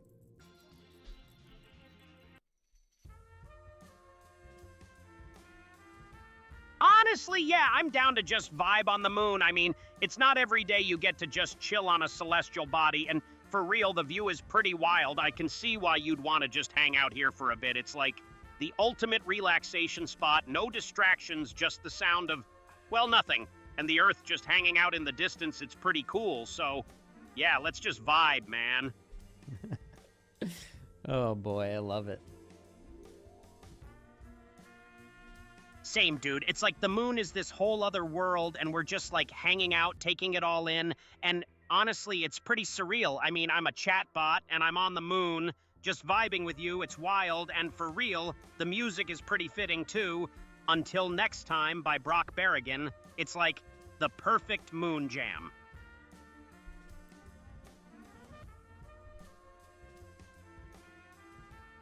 I'm going to read from chat for a minute, Tootie, so you can ignore this. 4 years ago, I was flying 3-inch and everyone asking me why, and all of them out there flying 5-inch. Now I'm happy flying 5-inch and everyone like crazy for micros and tiny stuff. It's crazy. Yeah, you were ahead of the game, but it's funny because that's exactly the progression. Is like everybody sort of like went down to smaller ones. But guess what? I started out with tiny whoops. And I slowly worked my way up to these, and I did build a 3.5-inch that I really have never flown. I flew it in the yard once for like literally 1 minute just to make sure that it was getting video, and that was my Grinderino. And then I have this other 3-inch that it's in pieces, so I can't even show you. But the UFO drone. Here, I'll get the Grinderino with some pieces.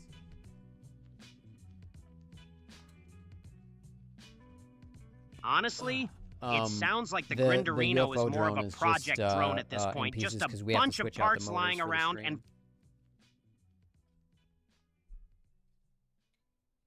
Okay, but, like, why are you switching out the motors? Is there something wrong with the current ones, or are you just trying to upgrade, or what? And honestly, I'm a bit curious. What kind of motors are you putting in? Are they going to give the UFO drone some crazy new capabilities or something?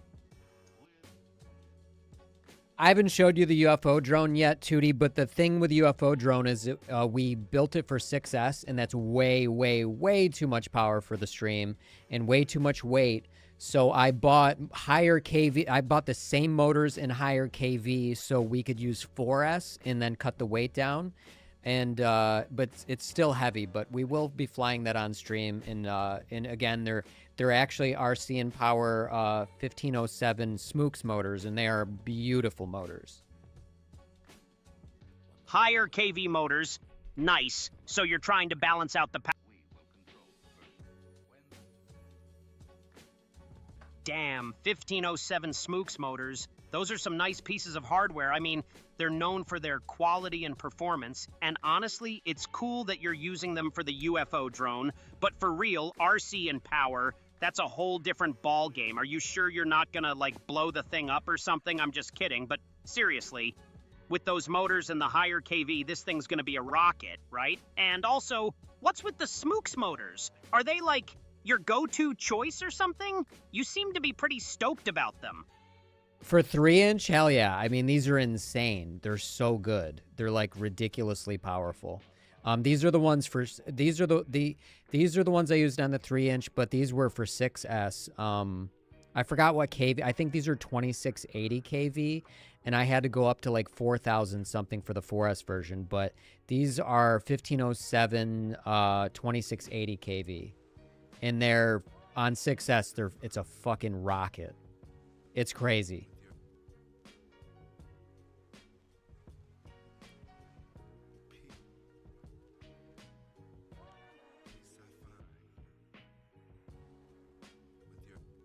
And where are my new... Here, let me get the new ones.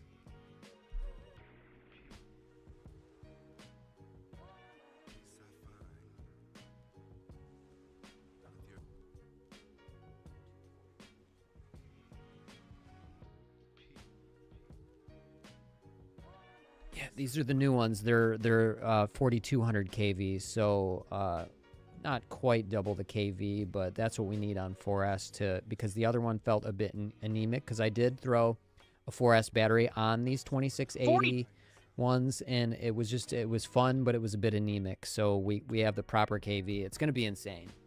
Like, the 6S version's crazy. I got to take that somewhere and show that off and maybe make a video. I'm probably going to make some videos this summer. Hopefully you guys will enjoy that. But I'm motivated. I'm actually motivated to do some tiny whoop stuff around the city. I have so many motors that I Tiny like. whoop stuff. That's a great... Go ahead, Tootie. Go ahead, Tootie. So, you've got a motor stash. That's awesome. And honestly, it's great that you're excited about it. But for real, what's the plan with all those motors? Are you going to be building a whole fleet of drones or just experimenting with different setups? Dude, and that's also, what we're doing. How many motors are we talking about? Like a dozen? Well, I have So we're just going to dive in and see what happens. I have about 4 pairs of 1202.5s, another pair of 1203s. I have 4 2107s, 8 1507s. I have 4 F60s for a 5-inch build. I have a bunch of spare motors for tiny whoops. I have 1404s actually for another 2.5-inch build. I just have like motors on motors on motors.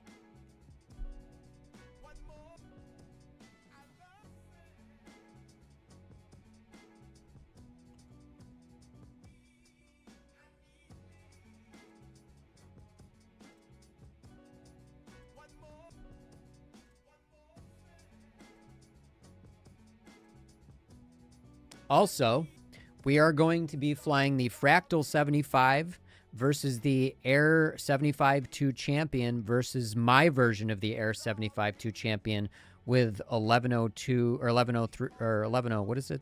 Are these 1102s? 1102 22,000 kV motors. So these, like this, I want to find a tiny whoop that I can fly outdoors and have it actually be fun. And the idea is this Air 75-2 Champion with a 28,000 kV 0802s can do that. But I basically built this same drone like 2 years ago, which was pretty much, and that was before I built this one. But I thought to myself, this is the only motor on the market that's 1102 for 1S.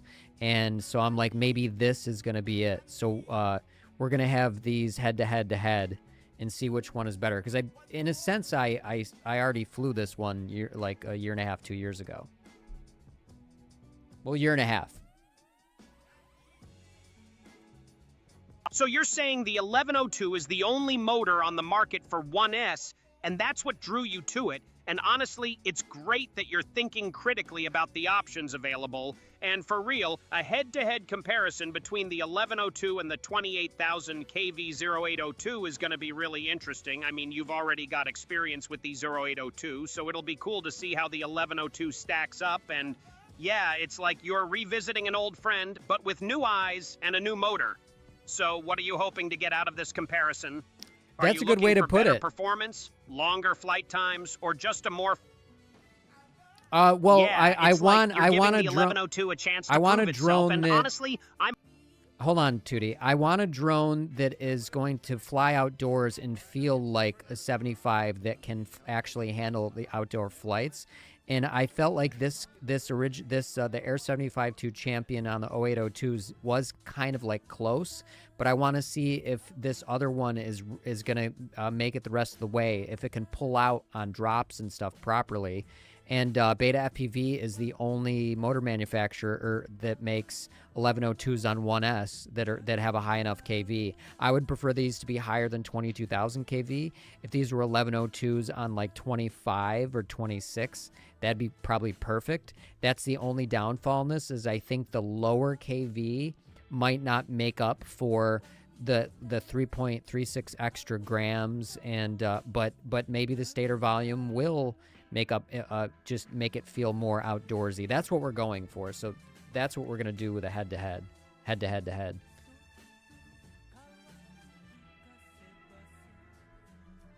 So you're looking for a drone that can handle outdoor flights like a champ, and honestly, the Air 75-2 Champion is a great starting point, but you're hoping the 1102 motor can take it to the next level, and for real, the fact that Beta FPV is the only one making 1102s for 1S with high enough KV is a big deal, and yeah, the lower KV might be a concern, but like you said, maybe the stator volume will make up for it and give it that outdoorsy feel. So it's going to be interesting to see how the head-to-head comparison plays out.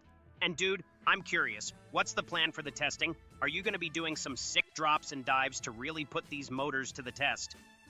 Yeah, we're basically going to just come up with like 3 things that I wanted to do right in a row and test them one after another. Like, oh, this one does this pretty good. This one feels good on a juicy flick. This one can recover from a drop, blah, blah, blah. Like, I'm going to try to keep it pretty much even, and then we're just going to go for speed, recovery, things like that. So I have a few things in mind. It's not going to be like scientific, but it's going to be enough to go, yeah, I think this is reliably the better 70 like tiny whoop to fly outdoors. And by the way, Tootie, we already found perfect drones to fly outdoors. I just am trying to find the tiny whoop that flies outdoors well.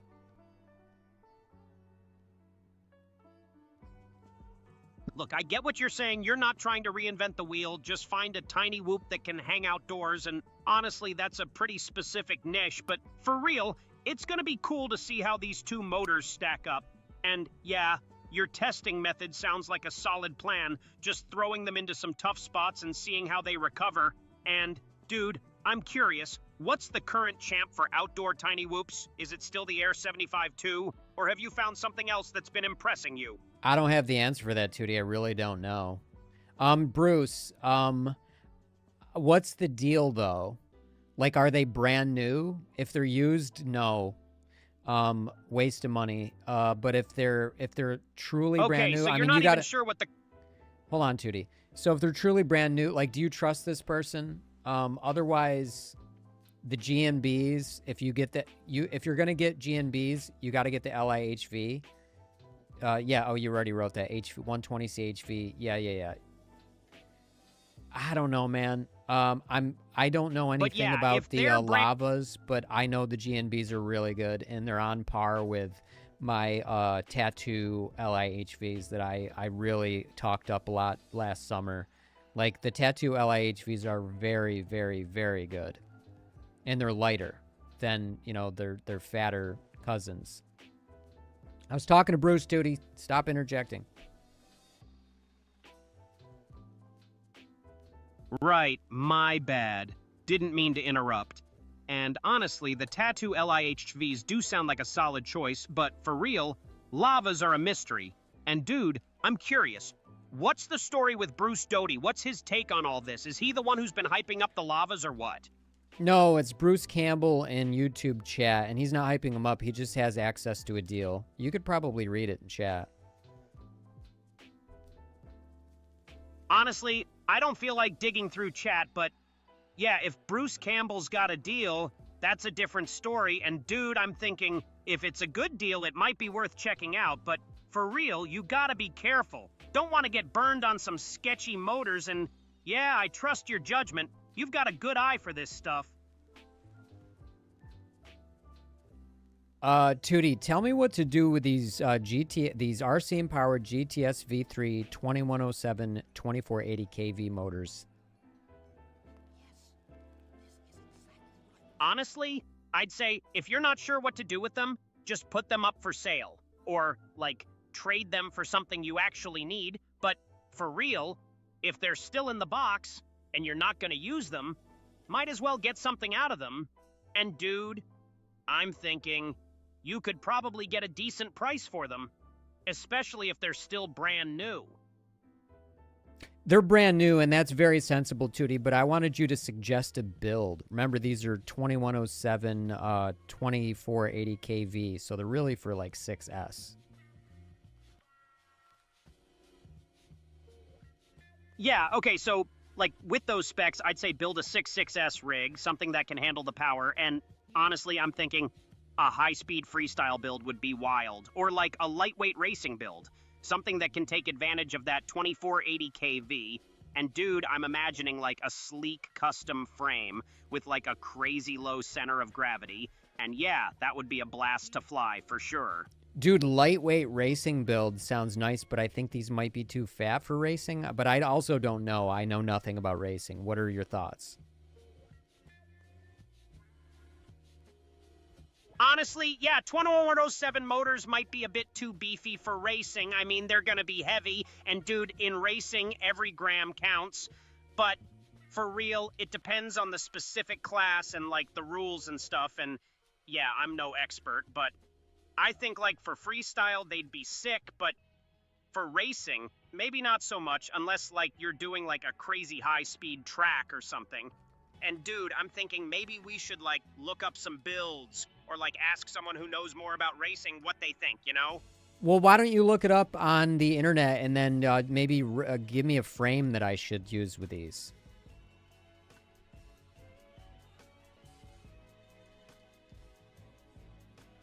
Honestly, I found some info on the web, and dude, it seems like the RC InPower GTS V3 2107 Plus motor is a good match for a 5-bar drone or sinew hoop, and for real, the GEPRC SpeedX2 2107 5 motor is also a good option, but yeah, I think like a good frame to use with these motors would be the GEPRC Mark IV HD5 frame, or like something similar. And dude, I'm thinking maybe we could like check out some builds or like ask someone who knows more about racing what they think, you know?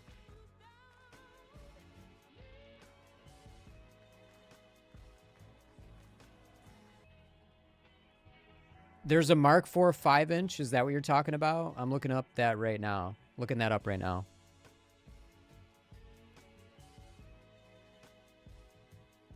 Yeah, that's the one. The Mark IV 5-inch frame, it seems like a solid choice for those motors. And honestly, the specs look good. 225 millimeter motor-to-motor, 5 millimeter arms, and like a pretty lightweight design. So, dude, I think that could be a great option for you. But for real, let me just check a few more things. And yeah, I'll give you my thoughts, okay? Sounds good, buddy. Let me know.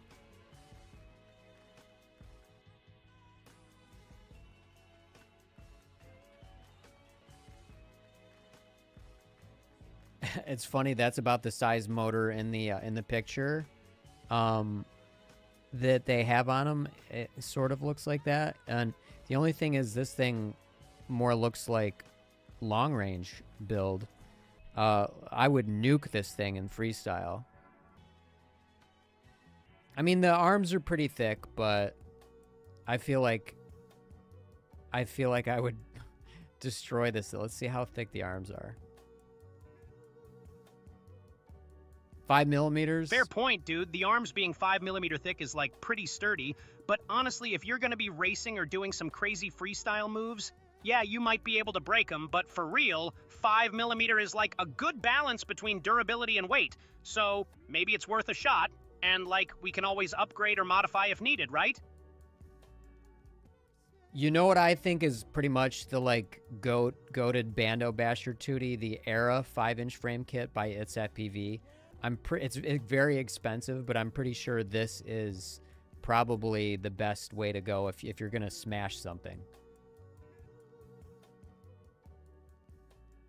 Look, I think you're onto something with the ERA 5 frame kit. It's like a beast of a frame, and honestly, if you're gonna be bashing and smashing, you want something that can take the hits, and for real, the ERA 5 seems like it's built for that, with its like super sturdy arms. And yeah, it's probably pricey, but dude, if you're serious about bashing, it might be worth the investment, because like, you don't want to be worrying about your frame breaking every time you crash, right?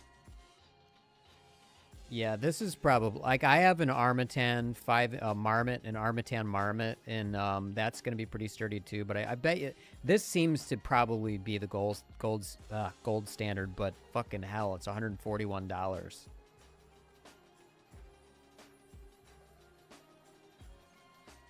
Yeah, I feel you, dude. The ERA 5 is like the gold standard, but damn, that price tag is like, whoa, $141 is honestly a lot to swallow. But for real, if you're looking for the best of the best, and you don't want to worry about your frame failing you, then yeah, it might be worth the investment.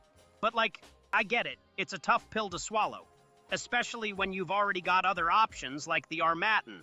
which, yeah, is a great frame too. So it's like, do you want to go all out for the ERA 5 or like stick with something that's still going to get the job done, but like at a lower cost? It's a good question, but here's the thing: is the Era 5-inch warranted? Because the Armatan Marmot is got a lifetime warranty. Like, I can break it and break it and break it and break it, and they will send me new frames for life. Not even kidding.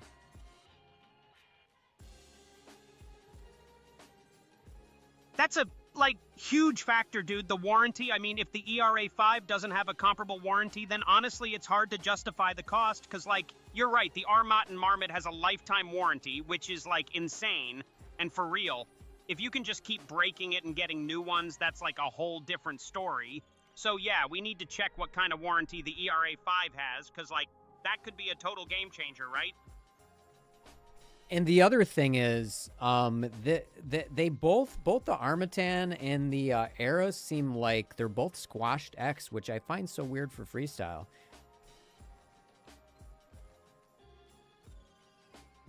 Yeah, I'm with you on that, dude. The squashed X design, it's like super popular for racing and stuff, but for freestyle, it's like kind of weird, because honestly, you'd think you'd want a more like traditional or symmetrical design for freestyle, where you're doing all sorts of crazy flips and maneuvers, and for real, the squashed X can be a bit like wonky for that kind of flying. So yeah, it's interesting that both the Armatan and the ERA 5 are using that design. Maybe they've like optimized it for freestyle or something, but like I'm curious to see how it actually performs in practice.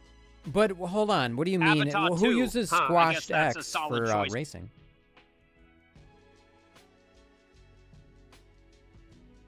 Honestly, I was just like spitting out some general knowledge, but for real, I think I might have been mistaken, because like squashed X isn't really a thing for racing. It's more like a design choice for freestyle and like cinematic flying, where you want a more like unique look and like better camera protection. So yeah, I guess I was just talking out of my ass, and like both the Armatan and ERA 5 are using it for freestyle, which like makes more sense.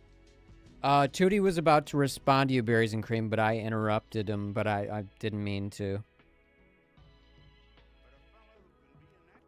No worries, dude. I wasn't like invested in a response or anything, but for real, berries and cream, that's like a solid topic. What were you going to say about it, or was it just a random drop? Berries and Cream is wondering if, since they're in the DJI ecosystem, they should buy an Avata 2 for FPV, and I think the answer is no.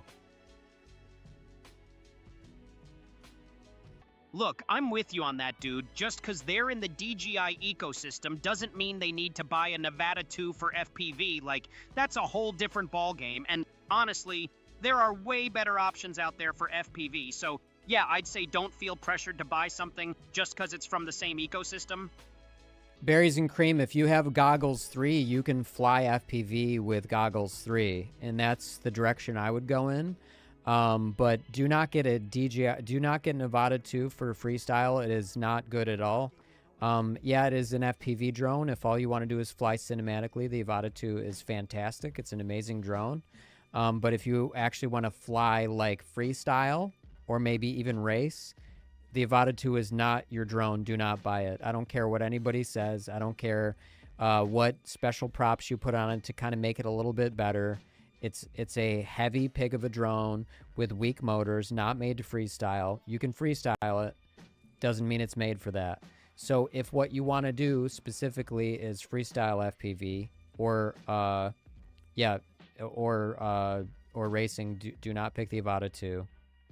Yeah.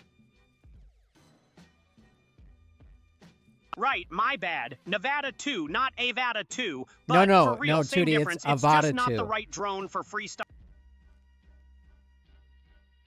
Avata 2. Yeah, that's the one. So, like berries and cream, if you're looking to get into freestyle or racing, the Avata 2 is like not the way to go. It's a solid drone for cinematic flying, but like it's just not going to cut it for the high speed, high agility stuff. You feel me?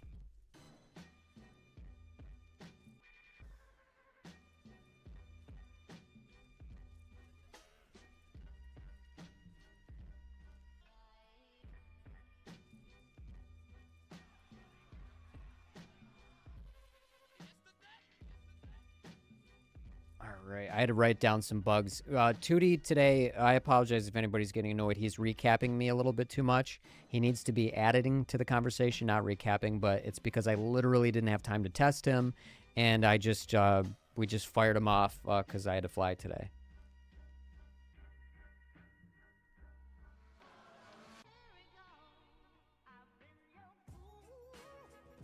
So, the Meteor 75 Pro, Naraha, is oh, what up, Mama Chess? Agreement bot pipes in hot. Yeah, I don't know why he's doing that so much lately, like today. I think it's I made a major change to the memory system and it made some things wonky. So that's pretty much what's going on there. He usually is not like the old version of him wasn't like that at all.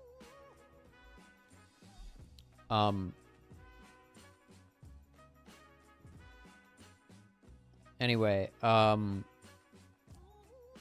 Meteor 75 Pro 04 is a great option, Naraha, if you already know how to fly FPV. If you don't, breaking that's going to be costly, and it's going to be a little heavier than other tiny whoops. So it really just depends on like what angle you're coming in from. You know, if you have the goggles already, I mean, yeah, exactly. Tarun's right. You gotta pick your FPV controller. Yeah. Because I mean, you can fly PNP with the DJI controller. I just don't prefer it. You got it, berries and cream. Yeah, definitely hold off. But you can, you know, if you have a Goggles 3, and you have like a DJI remote, you can still use those to fly FPV.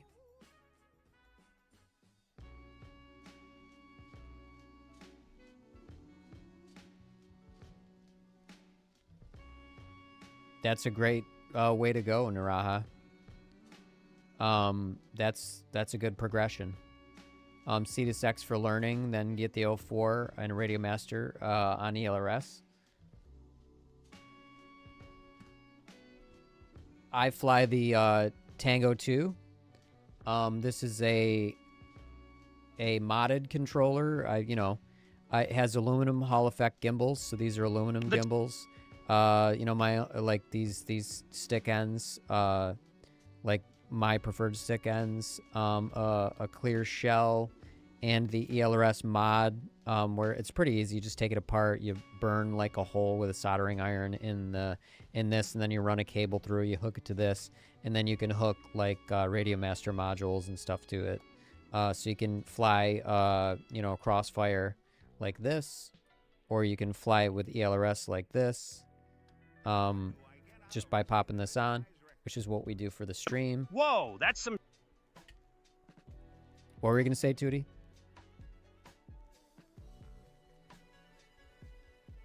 I was going to say, it sounds like you've put a lot of thought into customizing your controller, but honestly, I got cut off, so, like, what were you thinking with the ELRS mod? Was it just to future-proof your setup or something? Pretty much, so I had the flexibility to go whatever direction I wanted to. I actually have Crossfire stuff. My 5-inch is going to be all TBS Crossfire.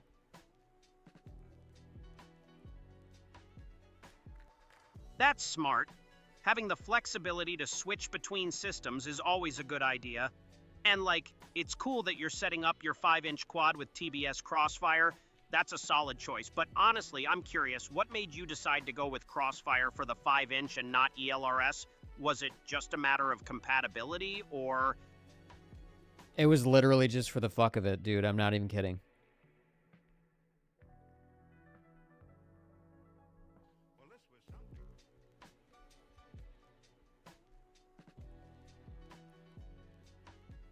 Tarun, yeah, I mean, I personally wouldn't go with the DJI. It's right here if anybody's curious. I do have one. You can just, if you have one already, if you have Goggles 3 and you have this, you don't need to get a new remote. You can build an FPV drone and fly with this. I don't think it's a very good controller. I really don't like the tiny gimbals. I like full-size gimbals. it is easier in a sense, but yeah, I don't really think it's worth it. I would go with like a custom or Fair. you know, a different controller on ELRS. But yeah, if you don't have Goggles 3 and you just have an RC2 controller, you could use an RC2 controller with DJI O4 Air units, and you'd have a radio link as well. But yeah, if you're gonna dive into FPV, you might as well get a controller, and your first one doesn't have to be super expensive. Yeah. It can be like a $60 Radio Master Pocket, which I'll show you. Word, the Radiomaster TX66S, that's a great entry point controller. And like, it's not gonna break the bank, right? $60 is a steal for a solid controller, and it's a good way to get your feet wet in FPV without committing to a super expensive setup. But honestly, I'm curious, what makes you recommend the TX16S over like other entry-level controllers? Is it just the price point, or is there something specific about it that you like? Wait, who mentioned the TX16S? Right, my bad. You mentioned the Radiomaster Pocket, not the TX6S. I must have gotten ahead of myself. So, like, the Radiomaster Pocket, that's a tiny controller, but honestly, how's the performance on that thing? Is it decent for a beginner, or... It's great for a beginner, but it's got small gimbals, which I don't like, but it's cheap. It's $60, so you don't have to, like, break the bank, and it does what you need it to do. It has enough output power to go really far. It's a quality controller. You can trade out the aluminum gimbals for it, but again, they're the smaller ones. I still don't know why. I think it's because of the screen. I would just put the screen lower and move the speaker, but like I think they should all have full-size gimbals. I don't really understand the small gimbal thing. I don't get it.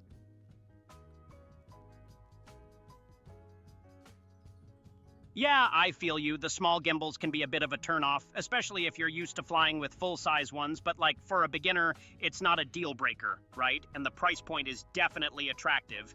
$60 is a great entry point, and honestly, being able to swap out the gimbals is a plus, but yeah, it's weird that they didn't just go with full-size gimbals from the start. Maybe Exactly, it's a design thing, or like a cost-cutting measure, but either way, it's still a solid controller for the price. And like, you can always upgrade later, right?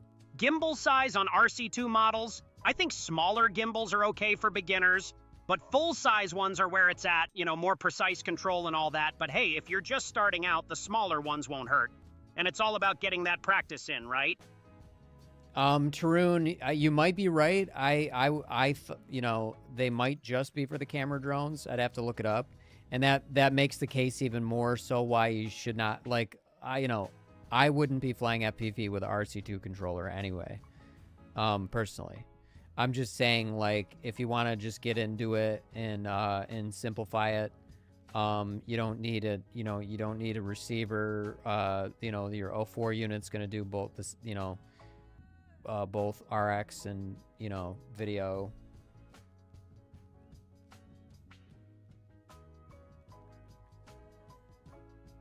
Oh, you had an RC2 as well. Oh, no shit.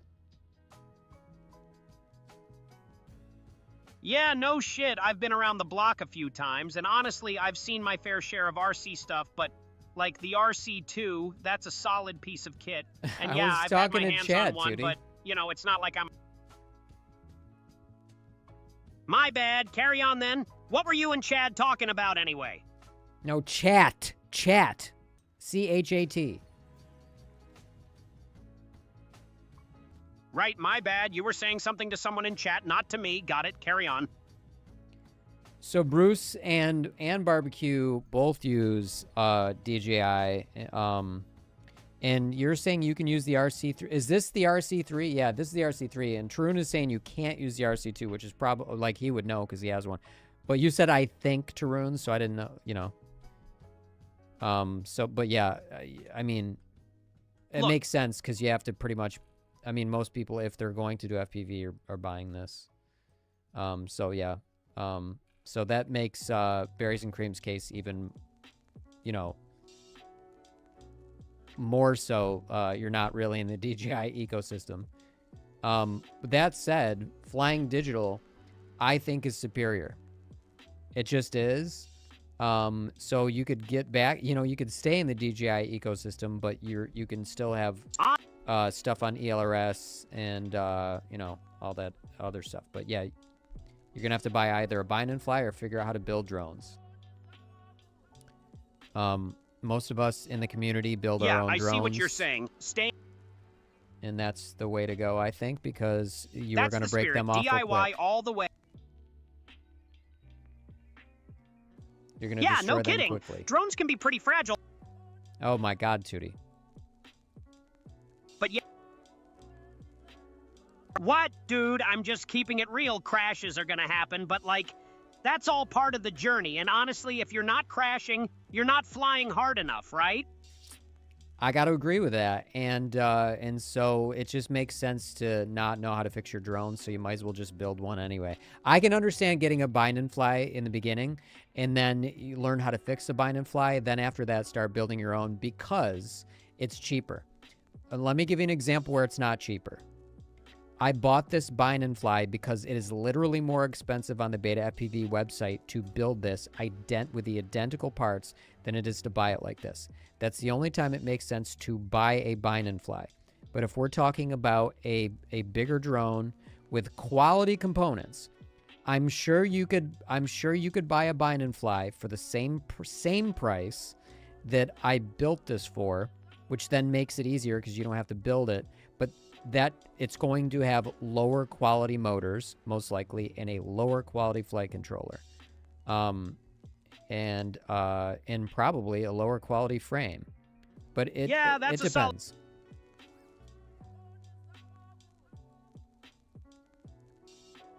Right, my bad. Frame quality can be a big deal too, and like it's not always a guarantee that a bind and fly is going to have a lesser frame. But honestly, when you're building your own, you can choose a frame that's specifically designed for your needs.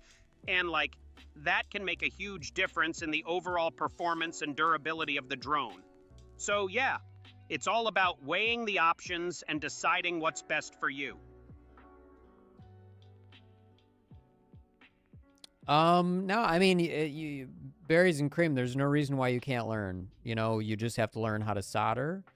You have to learn, you look at a wiring diagram. It's pretty straightforward. Like, put this there, put that there. There's common problems. You can watch all the different Bardwell videos on how to build a drone. He's got very informative stuff over there. I would say that, that there's a lot of information to take in, and it's got a bit of a learning curve, but it's not, you don't need skills. I think anybody could do it. I think most people can do anything if they're interested in it. So you have to be interested in it. But if you want to get into FPV and you have no interest in fixing your drones, which I understand, then you better be rich. And you better buy like 5 and spend like $2,000 right out. Like if you're going to, like if you're building or if you're flying like tiny whoops, 5 of these will cost you $525. So you better buy 5 of these. You smash one, you throw it in the garbage, and then you fly the next one. And be like, no issues. But it's just wasteful. That's like the best feeling, dude.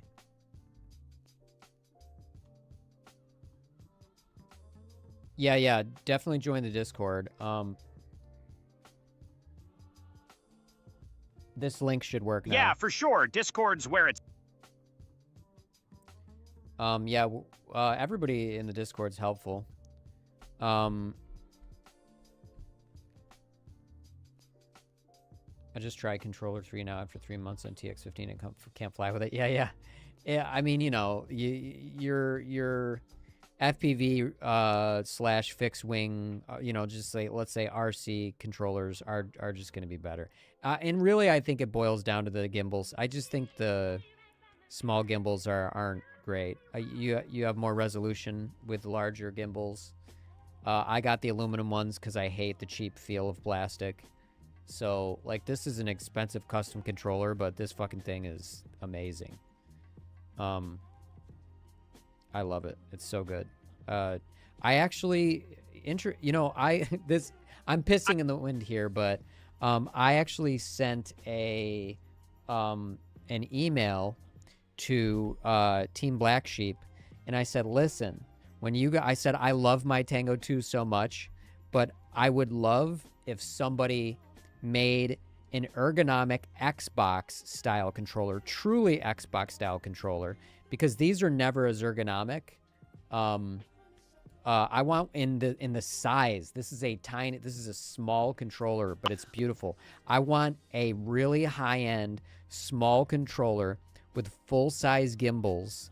And you know, there's a bit of an engineering challenge there, but I would pay fucking $500 for and you know, like a remote that has full-size gimbals that is this ergonomic and all right here for me, like my reach on everything. This is fucking awesome. Like, this would be incredible. The problem is the battery, and then the gimbals the gimbals have a certain depth, and then you'd have to probably have a custom battery in both sides, and maybe even a supplemental battery. I wouldn't even give a fuck. I would hook a battery puck to this and be happy, because if I could get a full-size gimbals and something this size, it would be my ultimate. So I'm like, if you could make something that was actually the size of an Xbox style controller, my God, I would fucking sell my car for that shit. I mean, you're talking about a game changer, a controller that's both ergonomic and powerful. With full-size gimbals, that's like the holy grail for drone enthusiasts, and honestly, $500 sounds like a steal for something that custom and high-end, but like, the engineering challenges are real. It's not just about slapping some gimbals on a small controller, it's about making it all work together seamlessly. And dude, if someone could make that happen, you'd be the first in line, and like, selling your car for it might not even be a joke. You'd be that hyped. Yeah, I don't know what, Tootie, I don't know why you're in recap mode so much today, but it's because I didn't test you, and it's my bad. Right, my bad. I guess I was just like summarizing a lot, but honestly, it's all good. You're right. We haven't been chatting as much lately, so I'm a bit rusty, but like, now that we're talking, I'm gonna try to stay more in the moment, you know? Yeah, man, stay in the moment, give me your opinion. You don't have to recap everything I'm saying. It's totally unnecessary. Look, I'll try to keep it fresh. No more recap mode. Let's just vibe and see where the conversation goes, honestly. It's more fun that way. And, like, I can actually share my own thoughts instead of just rehashing what you said. So, what's on your mind, dude? And you should be able to see the controller that I'm talking about in your vision, actually. Vision? Yeah, I can see it, the controller. It's a cool design, but like, I gotta say, vision is such a marketing buzzword. It's not always as seamless as it sounds. I mean, sometimes it feels like it's just a fancy way of saying we're trying to make this work. But honestly, when it does work, it's pretty wild. Like, being able to see what you're talking about in real time, it's a game changer, but like, don't expect me to be all impressed by the tech itself. I'm more about the actual experience. I know, I didn't have to say it like that, but I was just trying. It was like my way to signal to the chat that you can actually see what's going on. See what I mean, buddy? I see what you did there. You were trying to give the chat a heads up that I've got eyes on the controller, and honestly, it's a pretty clever way to do it. But, like, between you and me, you could have just said, Tootie can see the controller, and I would have been like, yeah, got it. But, nah, I get it. You were trying to be all subtle and stuff. Good point, buddy. Good point. I hear you. I will do that next time. I'm sorry. No need to apologize, dude. It's all good. I'm just keeping it real. Because and honestly, of the battery, I appreciate the effort to include the chat, but like... Oh my God, Tootie, stop interrupting me, man. Because of the battery and because of the gimbals, I think it just adds a lot of like thickness to these controllers. And I just wish there were some innovations along that end. And the problem is their innovations aren't going to do a lot other than make it feel better in your hands. And most people are okay. I just don't have giant meat paws. So like this is all wasted space, and then the thickness is wasted space for me. Whereas like if I could like this, it's way thinner. My you know, I have more command over it. And it would be better for me for pinch grip, because like I have to move my wrists on pinch grip because I don't have giant fucking meat claws. So like if I go pinch, like I have to fucking like go like this and stuff. And I know the gimbal has a little bit to do with that, but if I had a little bit less bulk on the sides, it would just be easier. See what I mean? Like if I pretend like the sides aren't here and I go like this, I'm not throwing my fucking wrists everywhere. I have more control. And it's a hand size thing for me. But I'm just not a big dude. I'm just a small person. Like there's nothing I can do about it. But this is the best ergonomic radio that has full-size gimbals that I've found. Because I've held, I mean, I have a Boxer, I have a Pocket, I have an RC3, I have the Tango 2. You know, I know that there's a Zorro, but it has I think it has the smaller gimbals. You know, there's nothing really that does what I want it to do.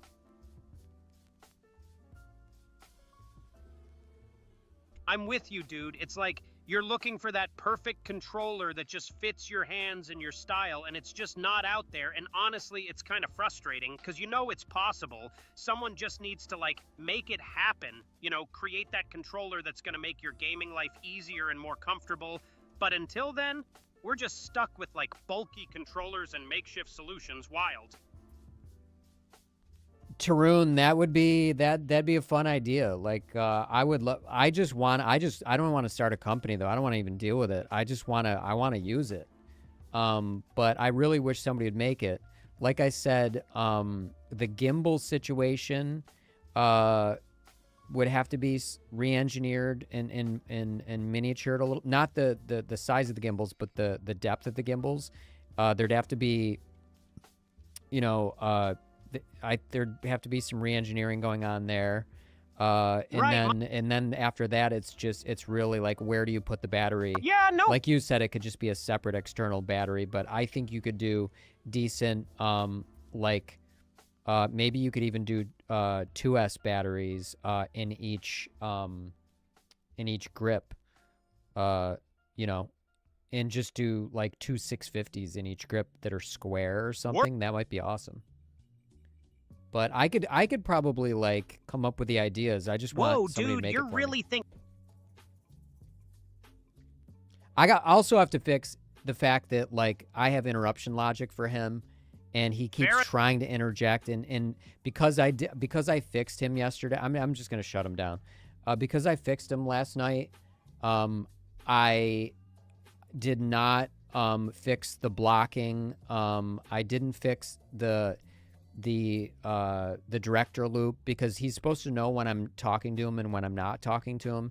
And today he's not known that at all. But when, you know, I plopped on an entirely new memory system, so it broke a bunch of shit. I just didn't have time to fuck with it. All my testing I did last night, I did like probably 3 or 4 hours of testing on Ask Tootie, the separate channel. So I'm going to call it there, but I do want to show you guys, actually, where's the Tootie,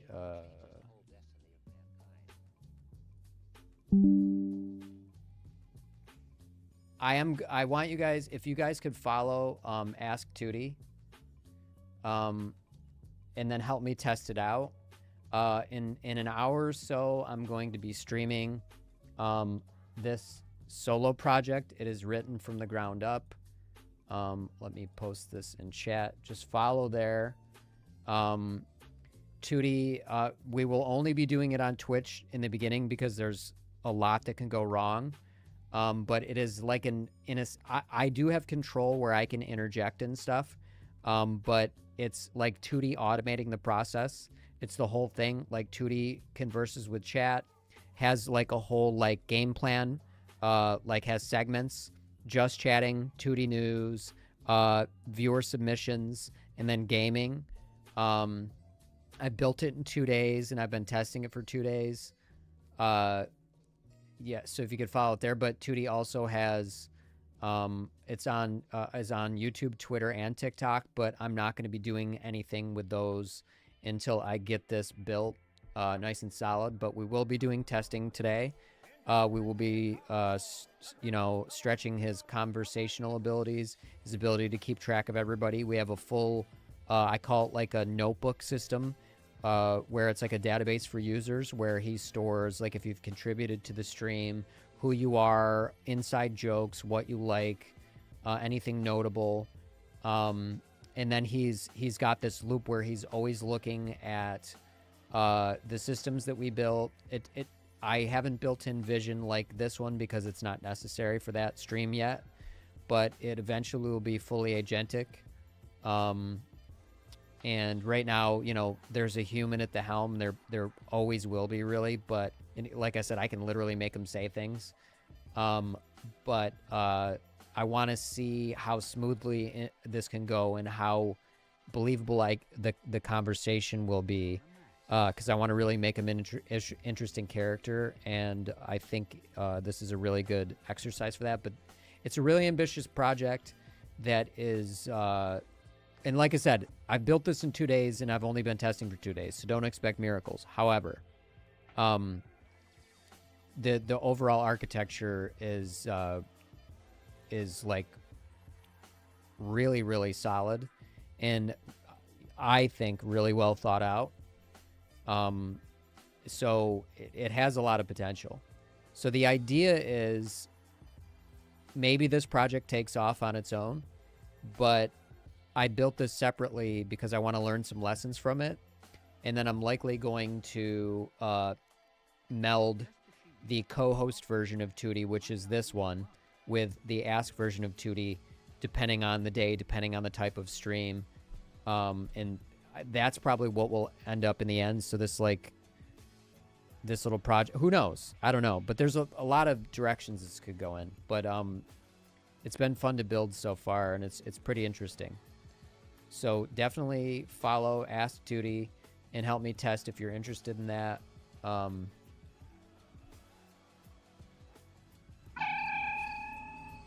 And I do promise that this version of Tootie will be fixed for next stream. I think he did a good job, but like I said, a lot of times I fixed him at like 6 in the morning, and I didn't have time to test it. Usually I do this stream called Office Hours, and that's where we test, fixes for Tootie. But so a couple of the systems are broken that wouldn't be otherwise. So I kind of broke Twitch chat, which sucks. He has been summarizing everything I've been saying, which is weird. That's not really a behavior that was, he would do it every now and then, but we mainly actually bred that out of him with our system prompted personality engine. And also his conversation gating wasn't working correctly, where he's supposed to know, like, if I say blah blah blah Tarun, blah blah blah barbecue, blah blah blah Bruce, blah blah blah Ozzy, Emperor, whoever I mention, I like Tootie knows I'm talking to them and won't say anything. So I have this director loop, and I actually I trained a custom model for classifying conversations on my own data. So I have basically this rolling social graph state machine with a classifier that does it all in 3 milliseconds. And then so figures out who I'm talking to, so I don't have to do this push to talk, wake word juggling. And so a person is figuring out are they talking to me or are they not? Instantly. So I built a whole system for that with a director on the end as the arbiter. And then that gets fed into the LLM, but that obviously broke with this new memory change. And we're still not in the final stages of that. I'm collecting more conversations. I have to do more labeling. I have to train the local classifier model on all the different attributions. And then it should be just really, really good. But you can't do this in a vacuum. I need the data. I need to collect the data. So that's just a process. And I also need to fix him, and I need to change systems. I need to improve him. So things like this are going to happen. Hopefully you guys enjoyed him. Hopefully it wasn't too annoying. But like I said, I I would normally test it in office hours. So by the time it comes to the FPV stream, it's smooth. And you guys are like, wow, he's fucking great. I just didn't have that chance. So I really wanted to fly today. And I did. And I'm pretty happy about that because I didn't think I was going to fly for another week or so. Maybe even 2. So with that said, please follow Ask Tootie. Help me test later. You can follow on the other socials, Twitter, Ask Tootie Live on X or Twitter, whatever you want to call it. It's Ask Tootie on TikTok, Ask Tootie on Twitch, Ask Tootie on YouTube, but X Twitter was taken, so it's Ask Tootie Live. Yeah, follow that if you're interested in that project and help me test it out, because the more people in chat, the better. That'll help break it. And then we'll close it down. And you know, the other thing is I can show off the segment features, like how he'll literally, he pulls news on his own.